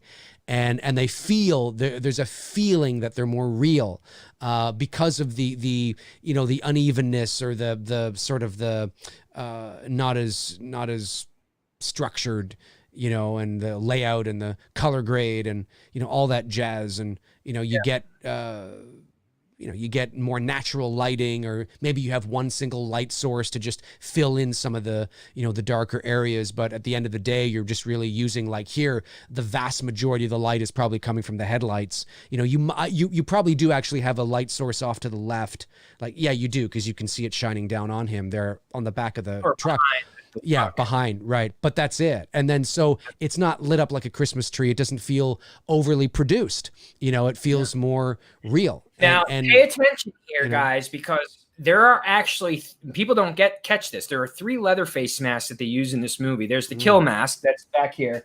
Of course, we all know the Pretty Woman mask that we see at the end, but there's another mask that you only see for a brief moment when they're preparing dinner that Gunner's wearing before he switches to the one that has the makeup on it. Watch closely. I didn't know that. Yep.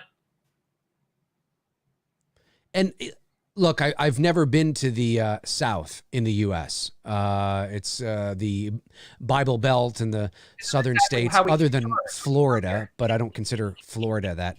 But I just mean, like, you know, Mississippi, you know, Alabama, you know, Texas, you know, all along there. I've never been. But I do, but you know, I mean, I've watched a lot of true crime. I've watched a lot of real shit, and there are a lot of stories. This kind of shit, not exactly this, but crazy fucking shit can happen in the sticks down there, man. Sorry, I didn't mean to cut you off, but like I said, it happens. You see, it's more. It's Did not you see it already? An overhead shot. I was trying to get a more of a close up, but it's like kind of like a grandma type mask because it's got grandma hair. But most people don't know about that. Right here, see it? Yeah, I did see it. But wasn't it on his face? He was wearing it, right? That's creepy with the hair like that. Well, even this, you know, with Newman's poking at you. See, you don't really get we haven't gotten a great shot of it. He's got the grandma hair. You see it? There's no makeup on it. It's just a plain face. Yeah. It's the mask he's wearing right now, isn't it? Yep. And then when they get to the dinner sequence, he goes into the pretty woman mask. Right. Interesting. So I wonder if this was more like I'm thinking now as the character in real terms, that maybe that when he's preparing dinner for his family, that this is his alter personality in the kitchen. You know what I mean? Maybe, yes. You know, like grandma, maybe it was their grandma. It was their grandma. Well, that's right, because Grandpa is upstairs and Grandma didn't have a face. So it's Then you're there right. it It is. could be Grandma. It is. It's her. It's totally her. It's Learn grandma. something new every time you watch a movie. It's always great. There you go. I bet. Yeah, 100%. I knew. That's what it I is. just didn't know what the character was, but now it would make sense why he's dressed like that. Right. He's dressed as his Exactly. And grandma's making dinner, right? Making dinner, preparing. Yes. 100%. But what I was going to say a moment ago, Newbin's poking at Sally. Like, that's just, could you, I mean, it's disturbing shit, man. But you're right. People do this shit, which makes it even more fucked up. No, it is. It's disturbing. And again, you know, I don't think, and I know I've said this 1,000 times, but I just can't, I think about this. I don't think people realize, not everybody, but realize that what it was like to watch these kinds of movies back then. These were like perfect Friday night movies to take your girl to and make out. Well, yeah, but it's just like, we don't realize, especially the kids today that are growing up with Marvel movies, and we don't realize how you don't realize it, and you're not really supposed to realize. I'm not blaming them. Watching this, they were probably like, "What the fuck?" Well, sure, and it's nobody's fault. It's not like those damn kids. I don't mean it to sound like a naive country. Yeah, no, but I don't mean it to sound like a get off my lawn thing. I just simply mean that it is the reality that there are so many things that we are inundated with now, ourselves included, that we are just desensitized. Experiencing this kind of a thing for the first time, you can't go back and do that again. No. And I mean, Jesus, Oh, here comes John Dugan, Grandpa Sawyer.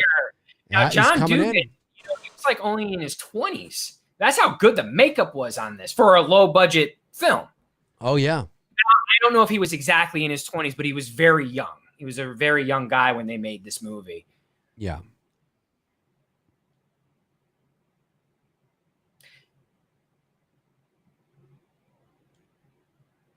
Okay, that's the knife. This is the scene. Watch what happens now. This is where he actually legitimately cuts her in the film. And she was okay with it. Well, yeah, because they couldn't get it to work, and they got tired of, because this was, shit, you're filming for 20-something hours? So he's literally cutting her. He cut her. Legit cut her on her finger just to get this shot.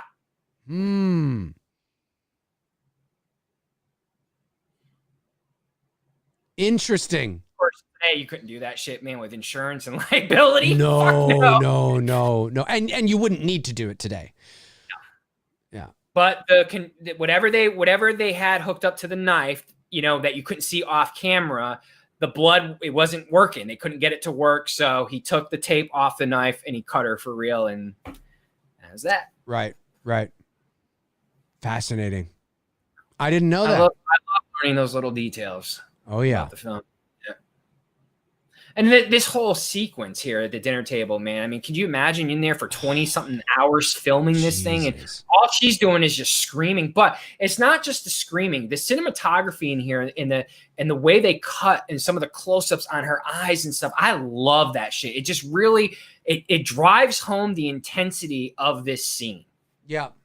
That's about to take place. It's great cinematography, very creative editing. I love everything about this. And she's just fucking going balls out screaming. And now he's got the Pretty Woman mask on. It's because she wakes up and she suddenly realizes, oh, fuck, it wasn't a dream. I actually am here. Real. Yeah. And they're all like, ooh, Listen, if I was ever cast in a movie like this, I'd want to play one of the fucking crazies. Oh yeah, I would. 100%. 100%, man. I got to be one of the crazies. Absolutely. I'd be sitting there going, yeah. I mean, maybe not that extreme, but be sitting there like, no, I'm okay. No. I don't hear any voices. I just talk like this the whole fucking movie. Hey, little lady. Oh man.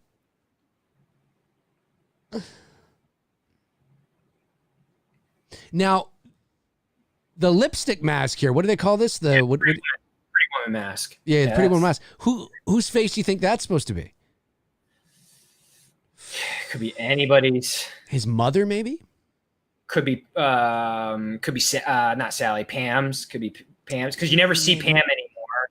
You know, it's funny. But when no, she Pam had long hair, so no, that wouldn't be Pam. When she opened her mouth, when she opens her mouth to scream, you can see the fillings in her teeth, which would have been real fillings. Do you remember back in the day when they used to fill cavities? They used to give us silver fillings. I had some way back in the day. I think we all did who are, our age. Now, of course, they can fill cavities with white fillings so you don't notice it. Like now, like if I was to open my mouth, you wouldn't see any silver at all. But some people still have them.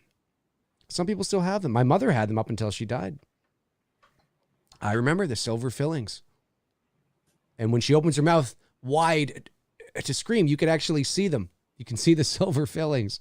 It's kind of crazy to think that we used to have it like that. We used to have silver fillings. What hygiene was like before dentists and shit. That too. And the fact that we've been able to reproduce as long as we've been able to reproduce. That's true. That's true.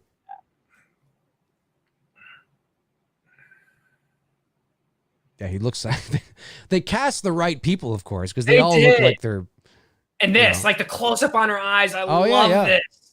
It's great stuff. It just really drives There's home the James intensity Franco. of what's going on. That's officially James Franco. Drayton's like, yeah.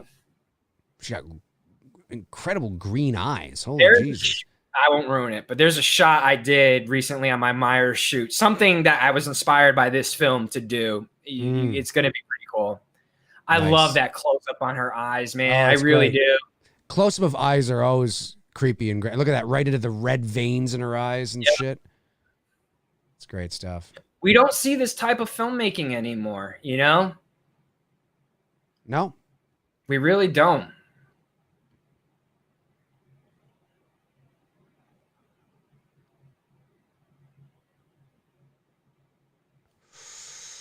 And all she's doing is just screaming. Yeah. That's it. She is. And trust me, man, ask any girl, this is not easy to fucking do. It's not. It takes a lot. Well, and it's not. It's not just you're right. And it's not just the screaming, it's the emotional intensity of the scene. Yeah. So it's very emotional for the character. The characters, it's not just screaming, it's the anguish on her face, it's the emotional feeling that she's having. I mean, when Hooper yelled cut, I mean, she's probably exhausted. Not just from screaming, but the mental exhaustion to go there, to go into the mental frame of mind of where this character is. Could you imagine just seeing this sequence like this in the theaters, man? Oh, for the first time in 1974? People must have been like, what the fuck? Oh, yeah, 100%. He won't hurt none. It won't hurt none. You're just a little pretty lady, yeah. Come on over here and let Grandpa suck your finger again. Don't they start snorting? I thought they did. Yeah, they try to get Grandpa to beat her with the hammer. It's not, something like that. They are a bunch of pigs. Grandpa's gonna get his licks in. Yeah, come on. We got it for you, Grandpa. God, the incest that happens in this family is ridiculous. Hey man, the Sawyer family slogan, incest is the best. Why roam when you can get it at home?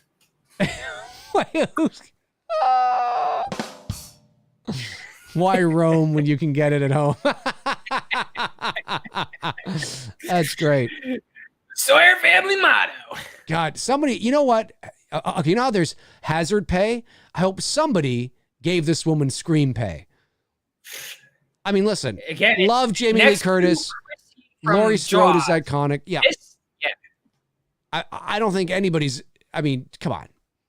No one's come close to this. No one's come close to screaming as sequence in a movie to believe that this person is totally terrified. Yeah, take nothing away from Jamie Lee. She's screaming. It's a different kind of movie. It's a different set of circumstances.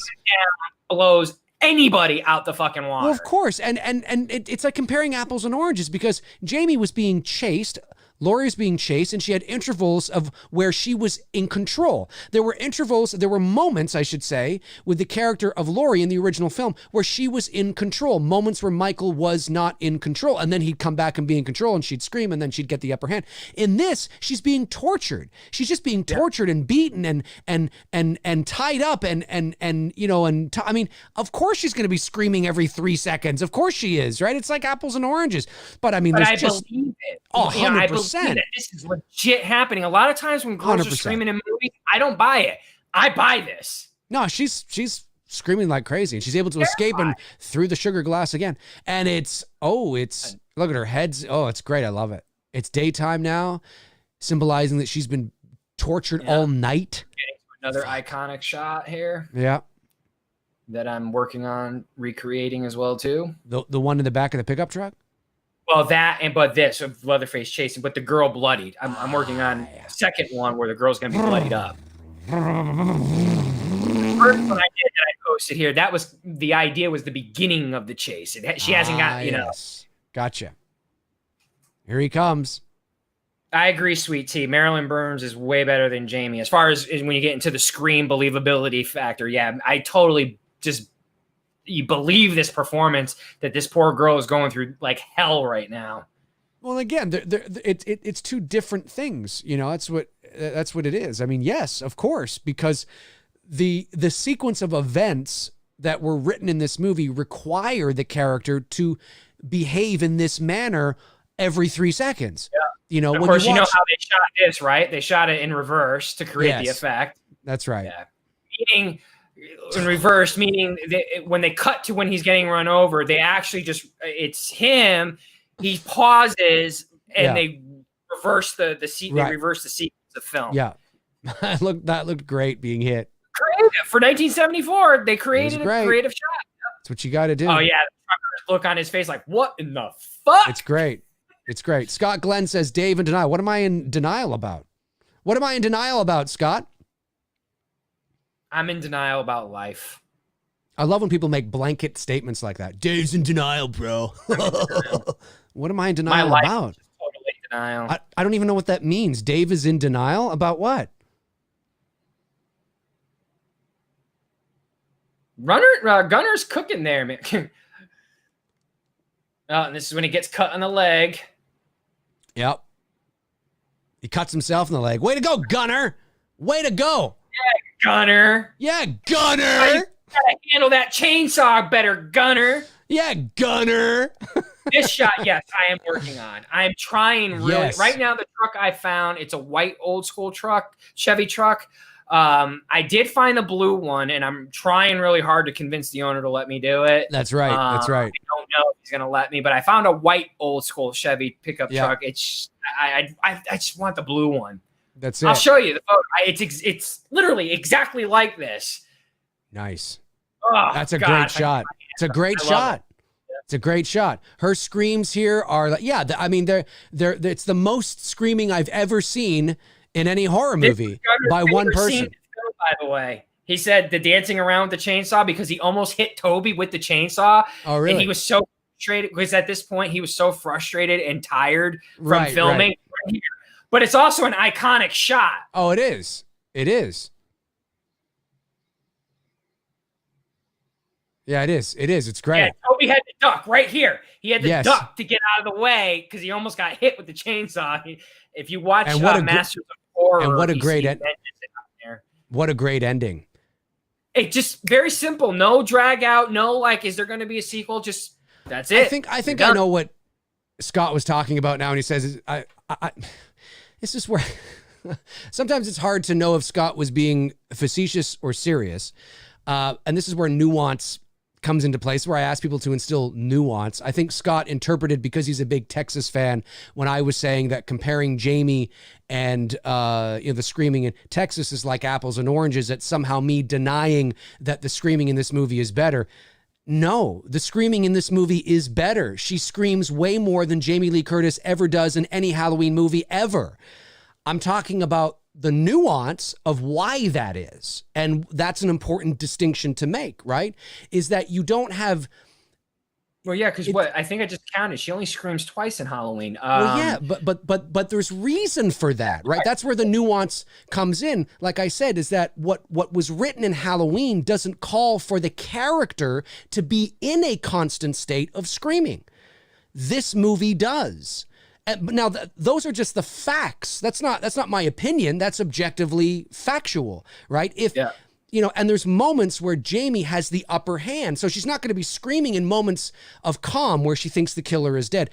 This character doesn't have that opportunity. She's being tortured and beaten and tied up. And so you need her to be hysterical at every moment and every turn. So that is why that's the why, right? Why is that? Well, that's the why, because her character, it's called for that. Her character is, we need you to scream for the last 15 minutes of this movie like it's going out of fucking style, because you're being chased and beaten and tortured and tied up and knocked out, and people are sucking your thumbs and, or like your finger and doing all this kind of shit. So that is the reality. That is why her screams are better and more intense and crazier and more of than Jamie Lee Curtis. We're not comparing the actors. We're not comparing the it's not.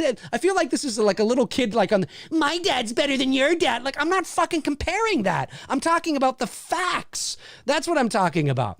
Yes, of course, this character is a way better because it calls for it, right? And that's not me saying that if it called for Jamie Lee that she'd do a better job. I have no idea, because it didn't call for that. I have no idea. I really don't know.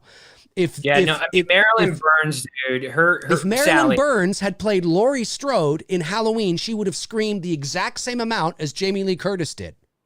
Because the character, that's what it calls for. So that's what it's all about. So I wasn't in denial about anything. Absolutely. Marilyn Burns is fucking knocks anything Jamie Lee Curtis has ever done with any vocal scream out of the park. 100%. But there's reasons for it. Yeah. That's all I'm saying. It's really, even just running through my head, just of all the horror films. I mean, Tina's Death and Nightmare is my favorite kill of all. But even Tina's scream is not her scream during the whole. It's intense, and she's screaming Very for Rod, intense. but nothing compared to what Marilyn just gave us 100%. here in the last 15, 20 minutes of this film. I mean, 100%. literally, like you said, she is, for the last 20 minutes of this movie, this chick is screaming at the top of her lungs, and believe it. That's the key thing. You believe it. It's not overselling. And this is what I said earlier about why I just can't connect with modern horror movies, because a lot of the screams in modern horror movies, it's oversell. If they overkill it, it's like, okay, you know what I mean? It's not like what you see. And even in, Halloween, Jamie Lee, in that moment when she's like, this, and she's backing up, she sees her friends killed, and then fucking she gets, is it Paul when she screams, or is it when she sees Linda? I mean, not Paul, Bob. Is it, which one is it when she, I think Linda. Linda's the first. And is then the first. When the thing opens. Yeah. Right. I believe it. It's a legit scream. It's a good scream. Of course it is. It's great. Of course, exactly. But the moment and it doesn't require her to be hysterical, because and when she's being chased and you hear her, please somebody, the keys, Tommy, open the door. That's great. That's great. But there's moments where that stops. Right. And then she has a moment where she's in control because she thinks the villain is dead. So she goes upstairs, babies, I want you to go down the street to the Mackenzie's house. So of course, it's just the way it's written. It's not. That's why I said it's comparing apples and oranges, because the character in Halloween, it's not required of her to scream hysterically for 20 minutes. She's not getting tortured. Exactly. In Texas, it is required that this character. Listen, if Jamie Lee Curtis was cast in Texas Chainsaw Massacre, she'd have to scream just as much as this woman did, because that's what the character requires, right? Or what is required of the character, I mean. Yeah, when you base it on a time, if you're talking like real time, like in their pretend real world, Sally, she's in this situation for hours, because it's at night, when she's getting chased and caught and whatnot, and then it's daylight out, presumably sunrise, because you see the sun behind Gunner and whatnot, and the sun's coming up. So she's been with this family for hours. Jamie Lee's confrontation with Michael before the hospital in part 2 is minutes. Really, you could literally, it's not and this long is what happens when you, exactly. And this is what happens when you start talking about this kind of thing. It becomes a versus, right? We're not talking about, is she better than Lori? That's not what we're talking. We're talking about the screams.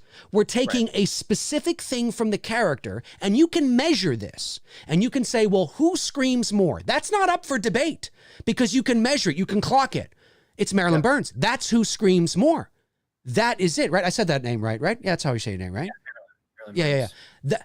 That's not up for debate, right? And then what isn't up for debate is the reasons why. Well, this script requires this character requires this of this character. That's not up for debate. I'm not talking about who's a better what movie you like better, or what. I'm not talking about that. It's funny how people are like, oh yeah, well my dad's better than your.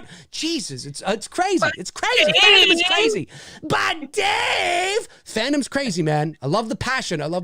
But it's funny how you can say something which I think is so innocuous, like, oh yeah, she totally screams way more than Jamie Lee Curtis. But there's reasons for that. Dave's in denial. What? How much? What? No, I'm just saying that there's reasons for that. I'm not in denial. Scott, I love you. Let's take some super chats. Let me see. Cobra Dojo sends in a $2 super chat. Thank you, Cobra. Says, I purchased the special thanks perk. Thank you very much, Cobra. Cobra follows up with DNT. Ever notice the goof in Scream? Myers stabs Bob. Then when they go back to the TV, Myers is poised to stab him again. I have noticed that. A little bit of a continuity. Yeah, it's not a big deal, but I have noticed that. Intel Wild sends in a very generous super chat. Thank you, Intel. Says, hey, D&T, great show. Just wanted to send a shout out to Infotame Ant. He sent me a negative, cruel YouTube comment the other day, but we are all part of the McRae community. Let's all be nice and let's get along. I could not agree more. We're all part of the family, folks. Sometimes family members fight, but just fucking, it's the internet. Stop fucking fighting. It's the internet. These people that get so, that's one thing I find, like, I never understand, and I sometimes see it on my videos, although I don't see it a lot, but I have in the past, especially when I was doing the standalone shit. I know you've seen it, but I have seen it on other videos as well. I commend the passion, but I will never understand people who feel so angry or passionate about something that they will take to a YouTube comments section or a Facebook or what have you, anywhere that allows you to write long diatribes of whatever. And it's like, how am I supposed to respond to this? Somebody pipes in and they write a thesis of something. It's like, I as soon as I see that there's more and I click more and it goes, I'm just like, I'm out. Like, if you ever want to get my attention with anything or have any hope in hell of me responding, keep it short and simple, because nobody got time to read that shit. Nobody got time to read this long drawn. Are you fucking it? It's just, oh my God. I love your passion, folks, but Jesus. Yeah. And I've said this many a times. I could have never imagined 20 years ago that, when we used to talk about horror movies, it was fun. We never debated. We never got into these arguments. We never took it seriously. Like that. Yeah. No, never took it seriously. Whereas today, and I don't know what happened. I really don't. Where now everything's got to be said perfectly. The movie has to be perfect. I'm sorry, not perfectly, but perfect. Yeah. You know what I mean? Like, I don't know how we got from A to crazy.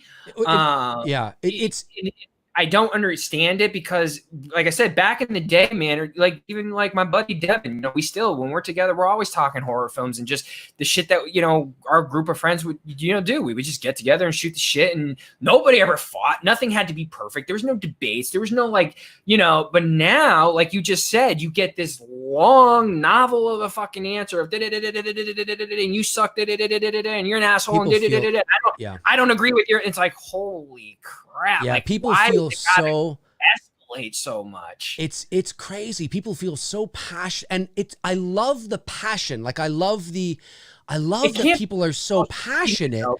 This is how these people are in life. This is, well, you know what I mean? Like, social media has given everybody a platform where everybody, it's given them a platform that says your opinion matters. And it's like, well, and I used to say this when I first began this, I used to say that,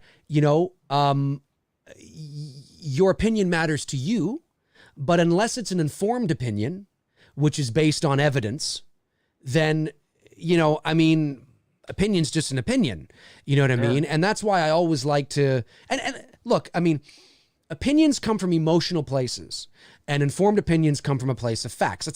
That's a generalization, but of course that's generally, kind of what it is that you base it on the facts at play, and then you give an informed opinion. It's like going to a doctor, right? When you go to a doctor, he or she is somebody who is informed.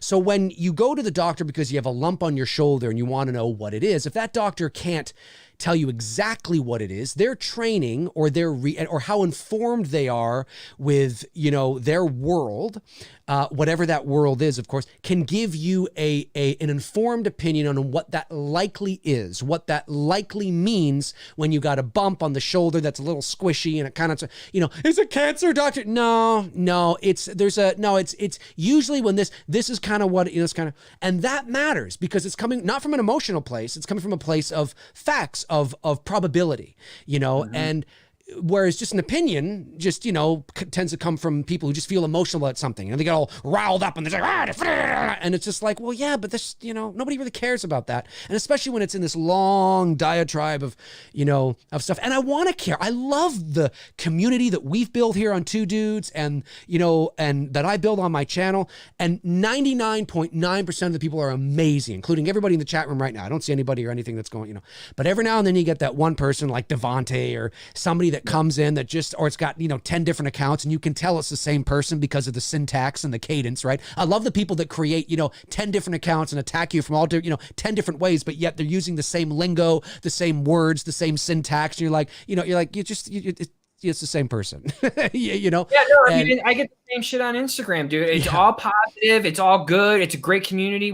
I love conversing with everybody on there. And then occasionally, like even on the most recent Myers picture, I had to block someone because he made such a jerk of a comment about the girl in the photo.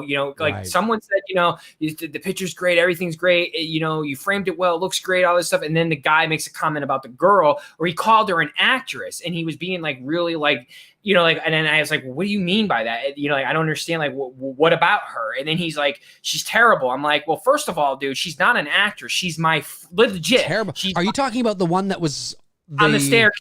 Right. Yeah. She looked great. And like, she's not an actress. She's my friend volunteering her time on a Friday afternoon to go and do this for me. She doesn't have, and who's a mother and married, by the way. She doesn't have to do this. And yet you're going to throw shade at her because, that's where I'm saying, like, sometimes I think social media should require like a license of some sort because people just spew stupidity. No, it's insane. Like, can't just enjoy it and appreciate we're doing this for you guys. You got to fucking be like, well, your actress sucks. It's like, she's not an actress. She's my friend volunteering and helping the fuck out. I know people's expectations. I've gotten some people like, you know what I mean? Like, Jesus. Right. In some of the older fan films I've done, I've had people go, well, that person sucks. I'm just like, it's because it's my friend who's just like, with It's Me, Billy, it's different because we've hired professional actors. We're hiring, a professional crew and the whole, like, we're making a real movie, right? But if you're just going, like, I would never criticize the acting in somebody's fan when it's clear that it's them in their backyard fooling around with their friends. The acting sucks. What do you think? Okay, genius. Thanks for. Ow, that's amazing. You know what I mean? It's my friend who's helping me out. She's not an actress. And I don't understand what he means by. She's not, I don't understand. It's a still image. So it's not like you're even seeing anything in motion. So I don't even know what that means. She doesn't look like she's actually falling. Is it probably because she's not? For fuck's sakes, Tony, I want you to push her off the stairs and then and put that frame and capture actually falling. Come on, man. It's like you said, no one else is out there taking it to the level that I'm taking it to, with these You're characters. doing great stuff. You just can't sit back and enjoy it, can you? You've got to be that person who's gonna fucking be like, well, I'm like, then I go to their Instagram account. I'm like, well, can you maybe produce some decent content and then we can sit down and have a conversation? Right, exactly. I just love it. I love it. I love Frank here. He says, $5 super chat for a second opinion. But Frank, it would still be a second informed opinion. You wouldn't go to a doctor and then go to like a teacher to get okay, you still go to all second, third, and fourth opinions are all at least hopefully informed. I love you guys. Okay, let's continue on here. New Nightmare. Hey, I know that face. I recognize that face. New Nightmare. Awesome show, guys. Love hearing both of your thoughts on these films. Well, thank you very much, New Nightmare. Really, really appreciate that. Scott Glenn sends in a $1.30 super chat. Thank you very. Oh, wait, you're down here. Thank you very. I'm pointing up here. I think I'm up here, but I'm not yet. I'm down there. Thank you very much, Scott. Really appreciate that. David Lee Barron sends in a $4.99 super chat and says, to our Lord and Savior, Tony Michael, thank you for the amazing photos you do, brother. Can't wait to see what you do next, man. I could not agree more. Tony, you are. I mean, you're killing it. And the extent that you got, like, sometimes I'm like, holy shit, like you're putting it's a lot of work that goes into those photos. It is. I mean, it really, like, I just, like scouting the locations that I do and whatnot, because I really try to, my goal is just to honor these characters, especially how they were originally presented to us with Michael, Jason, Leatherface. It's why I don't do a lot of hockey masks versions of Jason, and I stick to more of the Sackhead, because it's how these characters were first introduced to us. So I try to, do my best to make it feel like when you look at the photo, that could belong within that universe. Right. Of course. To the point where I've got another mask on the horizon. I've got William Gillette. I got Gillette's mask being made for me with Sackhead Jason, because what I want to do is I want to test out and see what it will look like with the hockey mask based on Jason from Part 2's outfit. Nice. And the hair, the mountain hair, the whole 9 yards. Yeah. Nice. And, and you add your own style and flair to it. I love it. Blood Red Skies says, is it like impossible to refurbish, repair the original 78 Michael Myers mask, or do the owners let it fall apart just so it can be authentic and pure? Well, I don't think anybody lets it fall apart. I think, like, here's something we have to remember too is Age fell apart over time. It fell apart over time. And when it started to fall apart, I mean, nobody was, again, I think we sometimes forget, and especially if you're not old enough, and I don't mean that in a condescending way. I'm not suggesting that Blood Red is not old enough. I just mean that I think, especially if you are not old enough, I think we sometimes forget too that it's true what people say, and it's been said 1,000 times, but it bears repeating because it's totally true. And not by me, but by the people involved in Halloween. Halloween was nothing. Nobody thought it was going to be anything. It was just a little. It's like imagine if I don't know, like you're just making a little movie. That's all it was. There was no big slasher genre. There was no Freddy. There was no Jason. There was no Chucky. There was no, it was just a little B movie that they were making, that they'd make, and then they'd go off and might do well. Nobody gave a fuck. Nobody cared. Nobody gave a fuck. It wasn't anything. Nobody was like, wow, this is amazing. Because they're like, now when you make a Halloween movie, it's like you have all those years of context and wow, but it wasn't like that then. And so, holding on, Deborah Hill put the fucking mask in a shoebox under her bed. Nobody cared. Nobody cared. It wasn't right. But it just wasn't anything, right? It just wasn't a big deal. And, I remember in 2002, I made a low budget feature film. It was about 80 minutes long, shot on a high 8 camcorder called The Unknown. And it was shot like found footage style, and it was me on the camera, and it was in this abandoned mill, and it was really, really cool. And then my buddy showed up to try and rescue me, and we were supposed to be like in the great Canadian North, like way up north or something, and of course we really weren't. We were just up the road from where I lived, but in the environment it kind of looked like that, but it wasn't okay. This is a bit of an extreme example, but it would be like that suddenly becoming the biggest fucking thing in horror, and it's like, I was just out making a fucking little movie. I was just out shooting with my buddies making a movie, and we released it, and and all of a sudden people are like, so what did you think? So what did you still have the little bunny that was in the movie? You know, that toy bunny no, I fucking threw it under my bed and it's collecting dust and now it's got mold. I didn't care. I wasn't even thinking anything. I just was, and then there's conventions and cons and I'm signing autographs, Dave McRae, the unknown, and posters. It's like, what the fuck happened? And there's sequels and it's like, holy shit, I was just out in my backyard with my high-end camcorder. That's none of these guys could have imagined what this transpired to. You know what I mean? Nobody could have imagined. Now, again, it's a little different because this was a professional, low-budget, independent movie in Halloween, and they had some names in there. But still, it's the principle, right? No, it was just... It would have come and gone like the vast majority of movies. The vast majority of movies come and go and nobody gives a fuck, right? And really that's what they thought Halloween was going to be, especially when it started off really slow and nobody cared about it, got bad reviews. And then as Carpenter said, there was that one review in the Village Voice, I think, or whatever it's called, that changed, you know, and then all of a sudden, but nobody thought of it. I mean, it'd be like the unknown, like, just so what? It's like, no, I didn't. I was just making a little movie. But it's crazy to think, but it's totally true. So to answer your question, I don't think anybody cared about it. Even Nick Castle said, no, I didn't care. Like, you know, weren't you asked to come back and play him again? And he's like, no. Yeah, but, you know, would you have? I don't know. I was making shit at the time. I was writing. Like, he wasn't even asked to come back. Why? Because at that time, nobody was looking at Michael in Halloween going, yeah, but look at that. Look at the way he moves and the way he walks. And look at, only in retrospect, having all these other Michael Myerses, do we then look at the original and go, oh, that's the way it should be. But in 1980 and 81, nobody was looking at him going, nobody was doing that. Nick didn't even fucking care. He wasn't asked.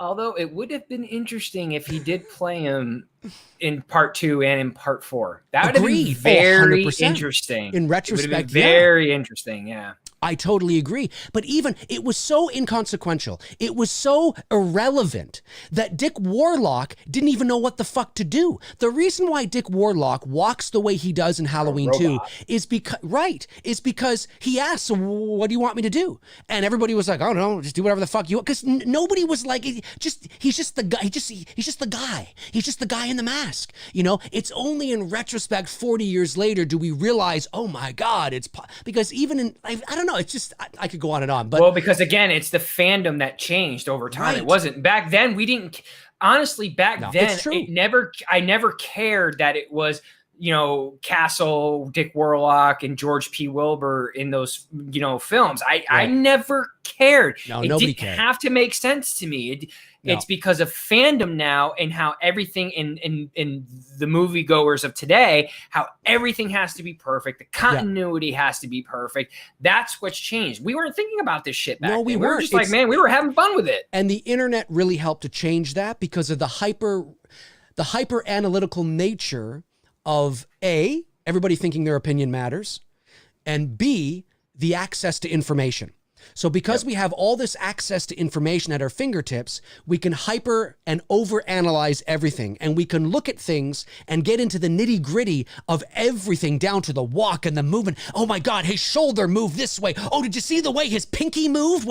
Everybody, it's insane. And we can do this because we can watch the movie like that. When Tony and I were growing up in the 80s, you couldn't even get Halloween on VHS. It was so difficult to get. You had to wait until every Halloween to watch it on TV. And that's just the way it was. And nobody was looking at their like 19-inch. And you weren't guaranteed that you were going to get it on your 4 or 5 channels that you got on network television. That is true. And sometimes they'd end up just playing Halloween 2 and not the original. Yep. Sometimes that would happen as well. Most of the times on my network TVs, it was mostly Halloween 2. Same. And nobody was like, and because you couldn't, you could, I guess, tape it, but nobody was looking at their TVs going, oh, did you? No, it's the internet and the world of fandom changed. Or the internet changed the world of fandom because it's this hyper analytical, hyper shit that we're in now. You know, and that's why, like, you'll ask Mark Hamill. So, Mark, when you, and he's like, I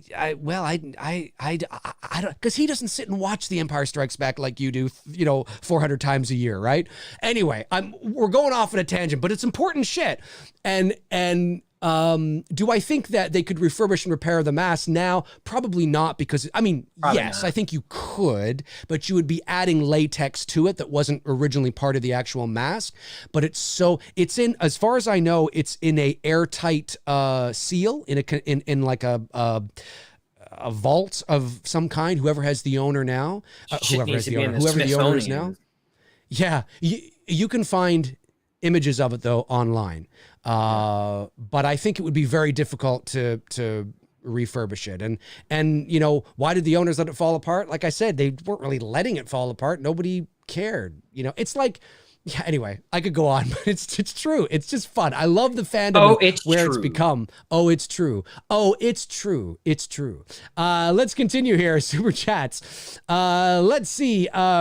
Sweet Tea sends in a super chat. Thank you, Sweet Tea. Sweet Tea. Says, for the channel, my friends, be safe too. You as well, Sweet Tea. Thank you. Blood Red Skies follows up and says, how do you feel about people being turned off by the Invisible Man because they think Elizabeth Moss is bad looking? Why do final girls have to be sex? Who the hell was turned off by what? I haven't seen it yet, but I did buy it. I just bought it. I just haven't watched it yet. Okay, well, I won't say anything about it. I have seen it. People were turned off from the Invisible Man I because Elizabeth Moss isn't sexy. Well, then tell those people. Tell those people to look at themselves in the mirror, and then hey, why don't you look at your fucking self in the mirror, and maybe Elizabeth Moss will be turned off by you. Just say it. I'm just saying. David Lee Banner. She looks attractive. I just haven't watched the movie. I keep hearing great things. Well, look. Elizabeth Moss is not what I would say, if I could use a phrase that's often used for men, isn't classically pretty. I mean, she's not like, you know, that classical, that you know, Angelina Jolie, you know, no, but she's not like, I mean, look, this sounds like a cliche, but it's true at the end of the day. Beauty is in the eye of the beholder. What some people think is attractive, we all have our preferences and tastes, but she is more classically plain Jane looking than, say, a Hollywood starlet. But I mean, she's great in the movie. She's a great actress. Not once was I watching the movie going, oh, well, it's too bad she doesn't look like fucking Jennifer Love Hewitt. Who are these people? Who are these people? You're Get right. your head out of your asses. Attraction really is up to the individual. I mean, not everyone is going to agree with my top 3 favorite final girls, and it's based on my physical attraction to the girls: Neve Campbell, Amy Steele, and Ellie Cornell, Rachel from Halloween 4.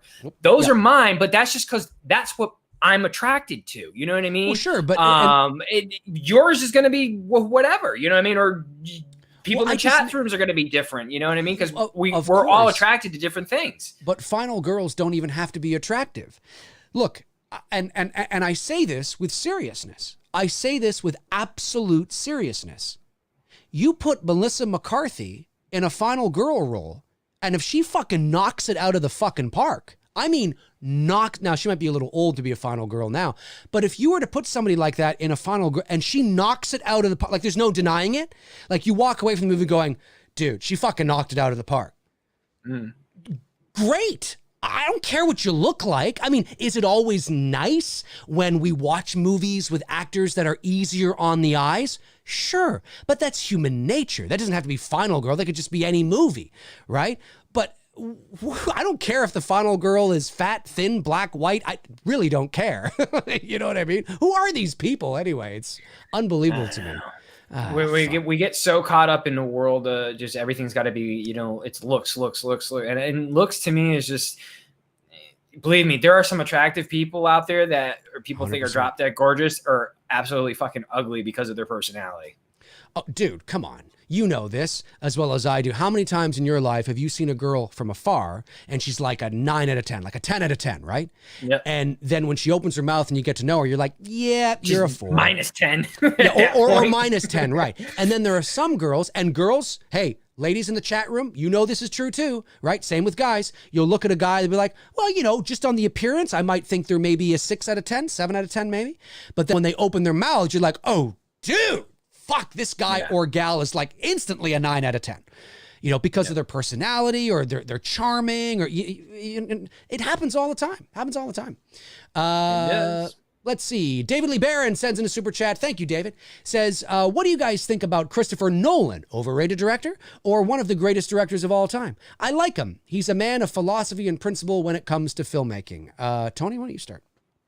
I like Nolan. I watch Interstellar a lot. It's one of those movies that I can go back to a handful of times a year and just really enjoy watching. I mean, but of course I'm into the space shit. I've said that several times on this show. That's my hidden secret, my geeky hidden secret. But I love that shit. I do. I love the theory of space. I love the theory of everything they talk about in there. And is it possible that we'll be able to, get to Saturn one day within 6 months, because of, where we advance to technology wise, whatever Elon Musk is doing with SpaceX, whatever it's called, and NASA, I love that. I love the possibility. I love the wormhole theories as well, too. Then, of course, the black hole theories, because the black hole I is love such all an that stuff.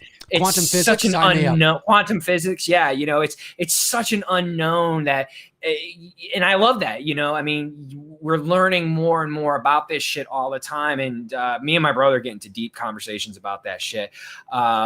Inception was a great movie as well, too. Yeah, I mean, Nolan is definitely, he's an originator for sure when it comes to other than doing the Batman series, but when you get out of that and you get into his original stuff, he even made that. He made that original. Seen it before, right? Exactly. Right. So I mean, definitely one of the best directors of the modern era of filmmaking, and will probably be revered one day, like we look at Spielberg and Scorsese 20, 30 years from now. Yeah, I'm anxious to see Tenet. I'm very anxious to see Tenet. Same. I'm as well. Yeah, no, he's definitely most of his, I think what makes his movies attractive and his stories attractive is that they do dive deeper. And even if you don't realize this, they dive deeper into asking larger questions more often than not about the human experience and diving into the things that you're talking about. And anytime a filmmaker does that, whether it's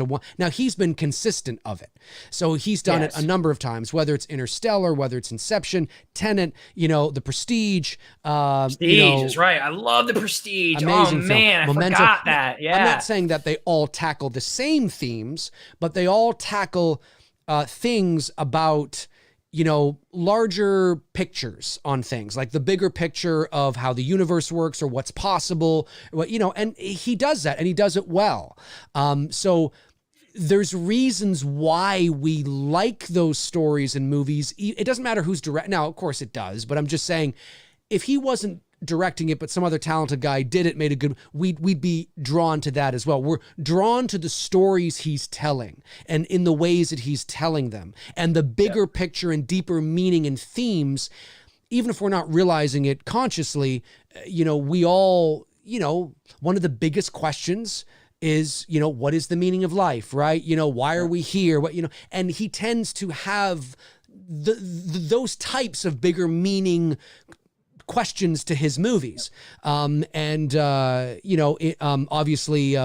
Inception dealt with dreams and what are dreams? Where do they come from? And of course, then you have Interstellar and about, quantum physics and space and science physics, and string theory, the theory of relativity, which is a form of time travel. And, and these are things that most people, if you were to talk to them about, are fascinated with because we feel that it's going to give us insight into the meaning of it all, and so is there something beyond just this realm that we know, right? And he tackles that very well. So I think it's still early to tell whether he'll go down as one of the greatest, but certainly he's off to a great start. Yep. And I think if he is consistent with these types, I mean, listen, he's bound to have a dud. Unless it happens all the time. Everybody's got a bad day at the office, right? So he's bound to have a dud. Is it Tenet? I don't know. We'll see. But certainly, I like the fact that he isn't afraid to tackle more mature, deeper themes. I think that's important. So I do like that. He's great. I know Robert Pattinson's in Tenet. Who's it? Who is it? Isra? I can't pronounce his name right. Idris Elba? No. Is he in Tenet? No. I don't think he's the main guy. No. It's not him? I don't think so. What's the name of the guy? Crap. What's his name? The main guy. I know it's Pattinson and Robert Pattinson, and who's the other guy? Well, I'm going to tell you right now. The other guy is John David Washington. Okay. Yeah. Okay. John David Washington. Yeah. Yeah. That's him. Yeah, he's 36. Yeah, 36. Oh, he's the, like, he's how the did fucking, we get from? He's the He's fucking the son of Denzel Washington. Denzel. I didn't know he's that. The son of Denzel. Yeah. I didn't know I forgot. that.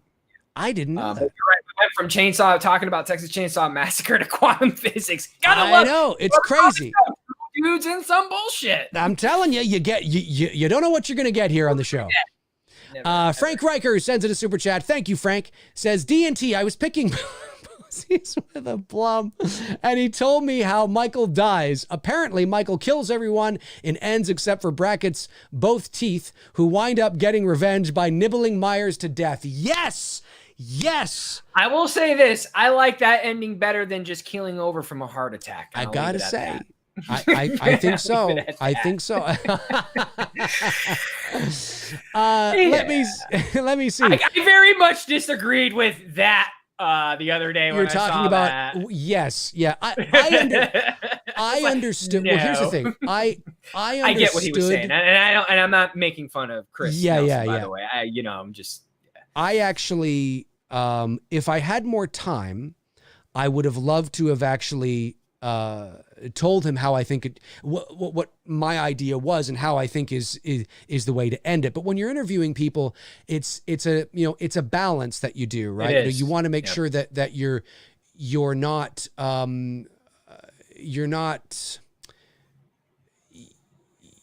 like you want to keep the flow of the conversation going. So I didn't want to sort of stop and then say, well, here's what I think I should do, because then it kind of gets a little sort of stagnant. But I wouldn't have Michael die of a heart attack either. I still think, like I said, the way to do it is you end it more philosophically, is that you just plant the seed of doubt, in the audience's mind, that he could still be out there, but he's not. That's what I was gonna say. What about doing it the way Hooper ends Chainsaw? He's still out there. Why do you have to kill him? Well, I don't think you could do that now. I think you do have to have a death of some sort, but I think you can plant the seed of doubt that he could still be out there without actually doing a cliche move, which is like seeing his eyes open, him coming out of the darkness. Like, don't do an I Know What You Did Last Summer, don't do that. That's garbage. That's been done. You just, like in my sequel idea, where I said that, you think you fooled him, haven't you, Michael, but not me. What does that mean? He's dead. We know he's dead. Why is that the last line in the movie? Oh my God, what does it mean? But you never make another one. And it gets fans talking. You end it maturely, because there's no other way to kill, anyway. And you can do it symbolically with Judith Myers' bedroom and the house, and you can do a ton of shit that I think, and it's funny, when I released that sequel concept idea video on my channel, I might have heard one or two things about the ending, but I think it's got like 30,000 views. Nobody, now maybe there are people, but nobody ever says, I don't like the way you ended it. And there's reason. Really? You didn't get a, but Dave! Well, there's a couple people, but the vast majority of people who comment about the ending are actually saying they like it. And there's reasons why. There's reasons why you like it, and because if you structure it in a certain way, you're going to please most fans, because it's the only way to do it. If you have his head chopped off and then, people go, well, he's going to come back, or anyway, it's a whole thing. I could go on, but there's a right way and a wrong way to do it. And I get what Christopher Nelson was saying, but I don't think I would have him have a heart attack. Let me see here. Daniel Harrell, I think I'm saying that. Thank you, buddy. Says, my dudes, what are your thoughts on the movies Taxi Driver and One Flew Over the Cuckoo's Nest? Two of my personal favorite. Great movies. Both of them great. Fantastic movies. Love One Flew probably more than Taxi Driver. But Taxi Driver is a great film, but I do like One Flew. And then someone told me, and I just saw the trailer for it. I had no fucking clue that they were doing this. That they're doing a Ratchet series on Netflix based on Netflix. They are, yes. Yes, Nurse Ratched. They're doing it. It's interesting. I mean, I like what's her name there? That who's the lead in that? She was in Sarah Palin, I think is her name. She was in the People versus OJ series, and I believe she's Ratched. I think that's her name. Guys, correct me if I'm wrong on that. I don't know. I've seen the trailer, but I'm not.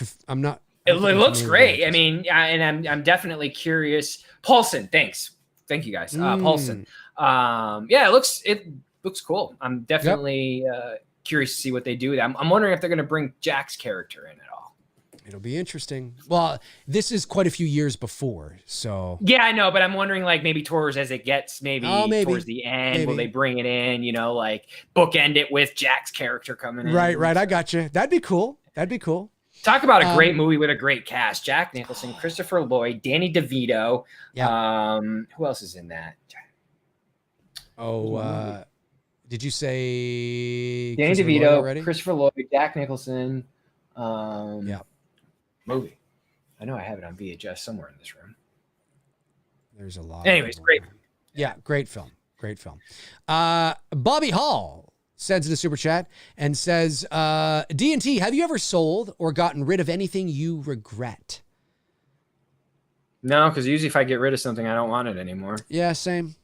I mean, it's like usually I've reached that point where like, all right, we had good memories. Because I'm such a pack rat that I'm trying to like part ways with shit now. Exactly. Dude, I got shit that I've had since I was like 10. You know what I mean? And so if I get rid of something, then you know that I'm okay to, like, you know. Yeah. So, I mean, there's certain things like my boom boxes, I'll never part ways with that. I've had those since the 80s. My vinyl I've had since the 80s. I'll never part ways with that shit. Right. My VHS tapes, I'll never part ways with. Like I did my DVDs, I parted ways with those. I didn't care. Usually if I'm getting rid of it, it's time to go. Gotcha. Cobra Dojo, thank you, Cobra, says, D&T, do you think some peeps get upset the original Halloween timeline is the original timeline? 1 to 6. Do I think some people get upset that the original Halloween timeline is the original timeline? I'm lost on that one. I'm not sure what you mean. Do people get upset that those movies exist? I guess. Follow up like with an at me or Dave, and we'll try to. I don't know what you mean, dude, and I don't want to let your super chat go to waste. Do you think some peeps get upset that the original Halloween timeline is the original? Like, do you mean that they're disappointed that Halloween 18 isn't the original sequel because they like it so much better, or they like what they're doing better, or they wish all those shitty movies didn't exist, so they're kind of upset that those movies exist? I assume that that's what you mean, I guess. I'm not upset. I mean, they exist, so... Yeah. I don't know. Maybe some people do. I hope not. That's just more important things. But Blood Red Sky says, why would Rob Zombie say he hates remakes and declined to work on the 2003 Texas Chainsaw remake, but took up Halloween 3 years later? Money. Yep. Money. As much as certain groups of people don't like capitalism, they like capitalism. Oh, capitalism. Money always talks. Of course. Bullshit walks. There you go. Blood Red Skies. Tony, sell me your vinyls. Speaking of capitalism, $1 million. Yeah. David Lee Barron. Thank you, David. Says, suspend your disbelief. Okay. What would you think of a Christopher Nolan Halloween? Would the overall theme be about the mystery behind the catatonic movie with layers? And it's a character study of Michael Myers? Well, it'd be a very different movie. Very different. Layers. I don't know if... Have McConaughey play Loomis? All right. McConaughey and Bill Clinton? I did not have sex with that woman. Well, I did, but I did, not really. But not really. She just gave me a blowjob. In the Oval Office. In the Oval Office. In the Square Office. And it was great. It was fantastic. I've had Melania give me many blowjobs. They're tremendous right here. Oh, it's amazing. Man, I don't need that thought in my head. You do. Now, Tony, you know you do. It's tremendous. It's great. Lovely. Brilliant. Amazing. Melania. I would say that I don't know if that would work because obviously there's a certain identity to Michael Myers and Halloween. You know, and I would again, like to see Nolan do a horror film though, but an original horror. Yes, film. I would love to that see him I do something agree with. original. Yeah, like a Shutter Island kind of movie or something that's psychological, Hereditary, whatever. Yes, yeah. that's right. I'd love to see it. I think it'd be great. It'd be the best. I'm telling you, the best horror movie I've ever seen. See, Donald Trump really loves Texas Chainsaw Massacre. I He love just doesn't Texas. like he doesn't like Leatherface great wearing the state. mask. I love Texas, a great state. I love massacres. You put them together. You just put them together. Just put them together. It works. I love it. Texas massacres. That's great. It's amazing. Yeah, dude, that's a good question. Robbie Cozy asked a good one here. Can you do Nixon impersonation? Nixon? Oh, I don't think so. What? Something like this, right? Something like that, or something like that. Yeah. I'd have to watch. I bet if you watched them, and you spent like a week, you probably could do something. You probably like could that, nail it. Yeah. I know he's kind of like this a little bit. Kind of like this. That's right. What's that line he always says? I'm not a crook. That's right. I'm not a crook. Yeah, it's something like that, you know. Something like that. Something like that. Let's see here. Blood Red Sky says, does the Halloween series have different timelines you can jump right into? The first two films, 4, 6, 7, 8, Rob Zombie's Record. Are you asking a question or are you making a statement? Because you begin with does, but you don't have a question mark.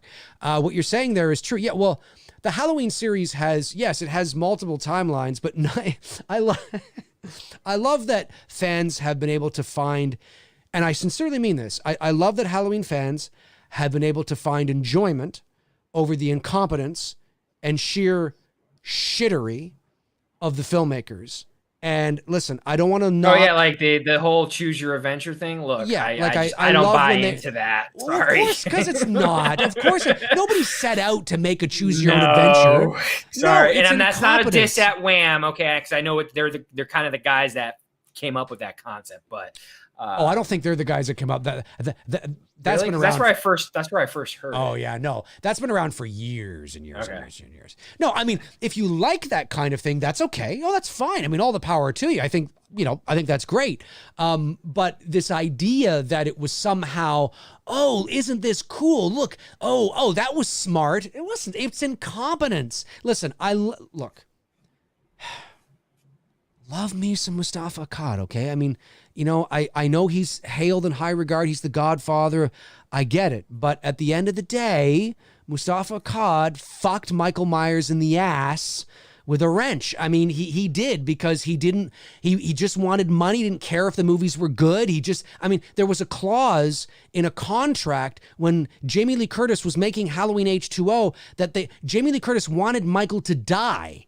And they said, no, there's a clause that we can't because Mustafa Akkad listen, I hate to say it, but I mean, which is not Jamie Lee's fault, by the way. No, it's not. But sometimes what you love about somebody or something is equally what you don't like. And it's a business. It's about money. And this idea that somehow I'm not saying that the people in the chat room think this, but I have heard people sort of kind of say, oh, isn't this cool? We can shoot. Well, okay, yes. In retrospect, if you want to think of it that way, if that makes the pain of these god-awful garbage movies much more enjoyable for you to watch because you can go, oh, look, I can watch this timeline, or I can watch this timeline. I can watch this timeline. I can watch this. I mean, if you want to sort of justify it in your own mind that this is somehow part of the brilliance of the Halloween franchise, knock yourself out. But it's like that because of sheer incompetence. That's why. And there's a reason why they negated all of the sequels, including the ones that you love. There's a reason for that. Okay, if it was really brilliant, they wouldn't have done that. You know what I mean? No, there's why a reason for me, the ones that I watch the most are excluding Halloween 3, because I do watch Halloween 3 once a year in October. But I usually just watch 1, 2, and 4. I mean, that's the ones that I watch consistently the most on a yearly basis. I just watched 4 recently here not too long ago, but I agree with everything you just said because. Look, for me to like forcefully say like, well, H2O, yeah, Jamie Lloyd is still there. Well, Jamie Lloyd is still in there, and that's, John and Jamie are brother. Like, you have to and I don't want to do that with a movie. I don't want to have to convince myself that John and Jamie are brothers. It should have been that they should not have retcon. If anything, you can retcon 5 and 6, and I get it. They shouldn't have retcon 4. I understand why they did, but 4 is such a strong sequel that it didn't need to retcon. Of course, 1998, when they were doing this, they probably weren't thinking of it. And I understand why they wanted to retcon it. I get it, because of where the series eventually fucking drifted off into fucking crazy outer space Thorn shit. And no, I'm not dissing it. I understand there's fans of 6 and there's fans of 5, and I understand that, and I get 6, it. Yeah. But it's just like, no, I mean, like you said, the whole fucking choose. It's just it's an excuse to try to accept the nonsense that ultimately became the franchise. You just hit it. It's too painful. It's like people that say, well, the Last Jedi is no, but it's just, it's this. No, it's just, no, but it's just, no, it's dog shit. Yeah. It's dog shit. No. But if I watch it from a certain point of view with a ski mask on, eating pizza and goggles on, it's not that bad. I'm just ski mask on. Like, remember back in the day that guys used to wear that shit like on the top of their head, those goggly fucking the raver dudes. That's exactly what I'm picturing. That's why I said that. No, look. If for me, there's 3 ways that I look at the Halloween series. That I used to. More shit, dog shit. More shit. No, a little bit of shit, big shit. No, I look at Halloween 1 is its own thing. And you can watch it as its own movie. And like I've always said, he was gone at the end of the movie, not to set up a sequel. He was gone to solidify the moral and the message of the film. You know what I mean? It's like a metaphor for, he's gone. You can't kill the boogeyman. And then you hear him. That's just it. It's like a 90-minute Twilight Zone episode. You can watch it as its own thing, the way it was intended to be. Or you can watch 1 and 2. And that can be its complete. He's dead at the end. He is dead because they were moving into an anthology route. So yes, that was it. And if the anthology route had succeeded, we may never have got another Michael Myers movie. So that, and you can watch it there. Or if I'm feeling sort of, fun and if I'm feeling risky, if I'm feeling fun, I can watch 1, 2, and 4. Yep. And for me, wow, what a great ending to the series. And that's it. Oh my God, Jamie, and it just ends there, and you never know. It's like, oh my God, you never know. You, wow, like what you a great said, you ending. leave it out there. You wonder what happened to this girl, and there you go. Exactly. What a great iconic ending. And 5 is just god awful. And 6, look, 6 is a better Halloween movie than 5 in the sense of it feels aesthetic more look. like Halloween. Its its cinematography is much better. Its soundtrack is story great. Is shit. But its story is, and I don't care if you're watching the producer's cut or the director or the theatrical cut. Yes, the producer's cut is better in the sense that it gives more context and fills in a little more, but it's still the same story. Listen, man. Michael walking off at the end of the movie dressed as the man. Oh my God, it's just terrible. It's terrible. It's terrible. Listen, dude. I'm telling you, it's terrible. It's just terrible. Listen, I could be smoking the greatest weed ever and getting a badass blowjob from a great escort, and I still would not enjoy Halloween 6 if I was watching it at the same time. Okay. From an escort is what you said. Okay. Exactly. Okay. All right, I can have all those and eat in the world's greatest cheese pizza because I love my cheese pizza. Right. All that happening at once while Halloween 6 is on, and I still wouldn't enjoy it. There you go. Because I'm telling you, dude, like my ex-girlfriend, who's one of my great friends to this day, we dated throughout high school. We went together, and she tells the story better than me. Like, I was so stoked to see this film, The Curse of Michael Myers, okay? But this is pre-internet. This is pre-knowing facts before going into a movie and whatnot. I had no clue Danielle Harris was not going to be in this film. None whatsoever. When that movie started to roll and the shit was going down and I'm looking at her, I went from literally total excitement to complete disappointment in 15 fucking minutes. literally, just like you Your would have heart thought, just like gave out. It was literally, like my heart just was like, I was like devastated. You would have thought someone just killed my mother. That's how like I was like, what the fuck? I get it. And then everything else just unfolded, and it was like, yeah. I get it. Yeah. Let's see if we can get through these here because we got to go. But you got a lot of super chats. Bobby Hall says, Tony, favorite scene in The Karate Kid. I've always loved the scene when Daniel trains on the edge of the rowboat. Love the flute music there. You're talking my all-time favorite movie here, man. But I will say one of the most powerful moments to me, and because it's the shift, throughout the whole movie.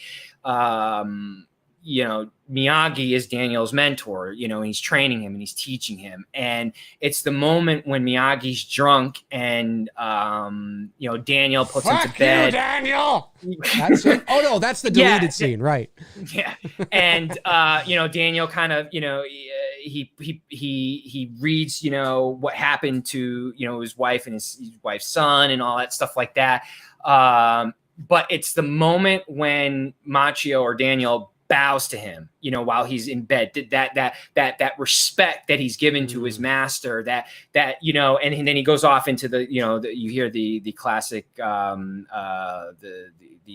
my God, what's the Bill Conte. I'm trying to think of this guy who did the score, the pan flute score there into the training montage. Yeah. That everything that the training montage is great by himself, but it's that moment when Daniel bows to Miyagi in that scene. It's a very strong scene. There's a lot of symbolism to that scene of Daniel now maturing, you know what I mean? And, he can handle himself on his own if he needs to, which I thought the whole movie is great. It's so hard to just pick one scene because you're talking about an iconic film. I mean, you could say the crane kick and whatnot, but that's, it's a moment in the film. It's an iconic moment, but I still think it's that moment when Daniel turns and bows to Miyagi, that type of respect that he had for his teacher, Very cool. Very cool. Yeah. David Lee Barron says, Dear Your Majesty, don't you hate the nasty foot injury photos on Facebook? Oh, yeah, I posted on on Facebook yesterday. On my Many Things Dave McRae Facebook page, I just posted, why do people insist on posting pictures of their feet on social media? Listen, if you're on the beach or if you're on a boat or something and you're just, and you got your legs crossed and your feet happen to be in the image, well, okay, fine. But why do people insist when they have a foot injury or they got a fungus on their toenail or they've injured themselves? They're like, oh shit, man. And they take a picture of their foot and they post it on social. It's like, what the fuck are you? I don't want to see your foot. I don't want to see your stinking, disgusting, ugly, fungus-infected, sore foot. I don't want to see it. And you know what? Nobody else does either. So just all you got to do is just say, hey, I hurt my foot today. You don't need to show the world your fucking ugly foot. I don't know why people do this. Well, I showed I got a shiner, a partial shiner from skating. It's your eye. It's your eye. You're not showing people, Tony. You're not showing people your big toe in extreme close up. Okay. And the irony is, the funny part is I was with my buddies. That's literally how I reacted. I was like, my eye, because I went straight freaking down and I caught the corner of my board because it came out under me and it caught my eye. And I was like, totally went Kelso there. Jesus. Dreedman77 says, D&T, do you think you'll do the movie 1408 in a future Two Dudes? It's a very underrated movie, and Cusack and Jackson both give strong performances. I agree. I think we'll do that. I wouldn't mind doing that. Kind of a Shining-esque type movie. Yeah. Stephen King, I believe. Yeah. Yes, for sure. Scott7 sends in a super chat and says, hey guys, what would you say is the biggest difference of opinion you have had with each other throughout all the Two Dudes you've done in the past? That's a great question. I think there's been a couple times we disagreed, like maybe Rise of Skywalker, maybe? No, Rob Zombie's Halloween. I I like it better. Rob Zombie's Halloween, more than you do. But we respectfully, didn't kill each other in our disagreement. You know what I mean? We were able to maturely convey ourselves in a conversation and say, okay, this is why Dave doesn't like it, but this is why Tony likes it. Exactly. And not kill each other. It's probably our generation because we come from that time. If you and I grew up together, we would have been having the same conversations. And it's all about, it's not just saying, listen, I know, obviously, on my shows and my channel, I say, that's dog shit, fuck, I'm theatrical. I go to the extreme to make a point, but I can certainly explain what it is I don't like about it, why I don't like it. I can come to the table with that level of information. I'm not just saying, something's dog shit. I can tell you exactly why I think The Last Jedi is dog shit and why, from an informed opinion. And Tony comes at it from the same point of view. So there's been many things where Tony will say, well, I'll be like, yeah, you know what? That's a good point. I can totally see why you like that. And then Tony might be like, you know what? That's a good point. I can totally see why you don't like that. You know what I mean? And it's just, it's probably our age too. We're not of the generation where we're like, what? He doesn't like everything I like. Really the only one that comes to mind is Rob Zombie's Halloween. It's the one we both don't really see eye to eye on. I think I like it a bit more than you do. But sure. It's not like whatever. It's no, exactly. Intel Wild goes hard into the paint with a $50 super chat. Thank you so much, Intel. You're amazing. And he says, Thor, my favorite two dudes. Thank you very much, Intel. And Intel follows up with the last one here, and he says, Tony, can you show us that mask up close? Ooh, the one... Which one? I've got like 7 of them back here. Do you mean the, Intel, do you mean the Texas mask? Chainsaw Mask? Or the one that Tony's going to put up for auction next week? Or not next week, but on in 2 weeks. We'll see what Intel says here. Zach Axiola says, Dave, are you familiar with the actor Doug Lennox? The role I know him best from was the villain... part Boomer, PT Boomer, a character that didn't make the final cut of the Thomas and the Magic Railway. I've never heard of him or that film or that character. So I have no idea who you're I mean, I might know him to see him, but I don't recognize the name and I have never heard of the movie you're talking about. So I'm not really sure. Yes, Intel says yes. The Myers. Which one? Oh, the Myers. Okay, I got it. Yeah. All right, let's check it out.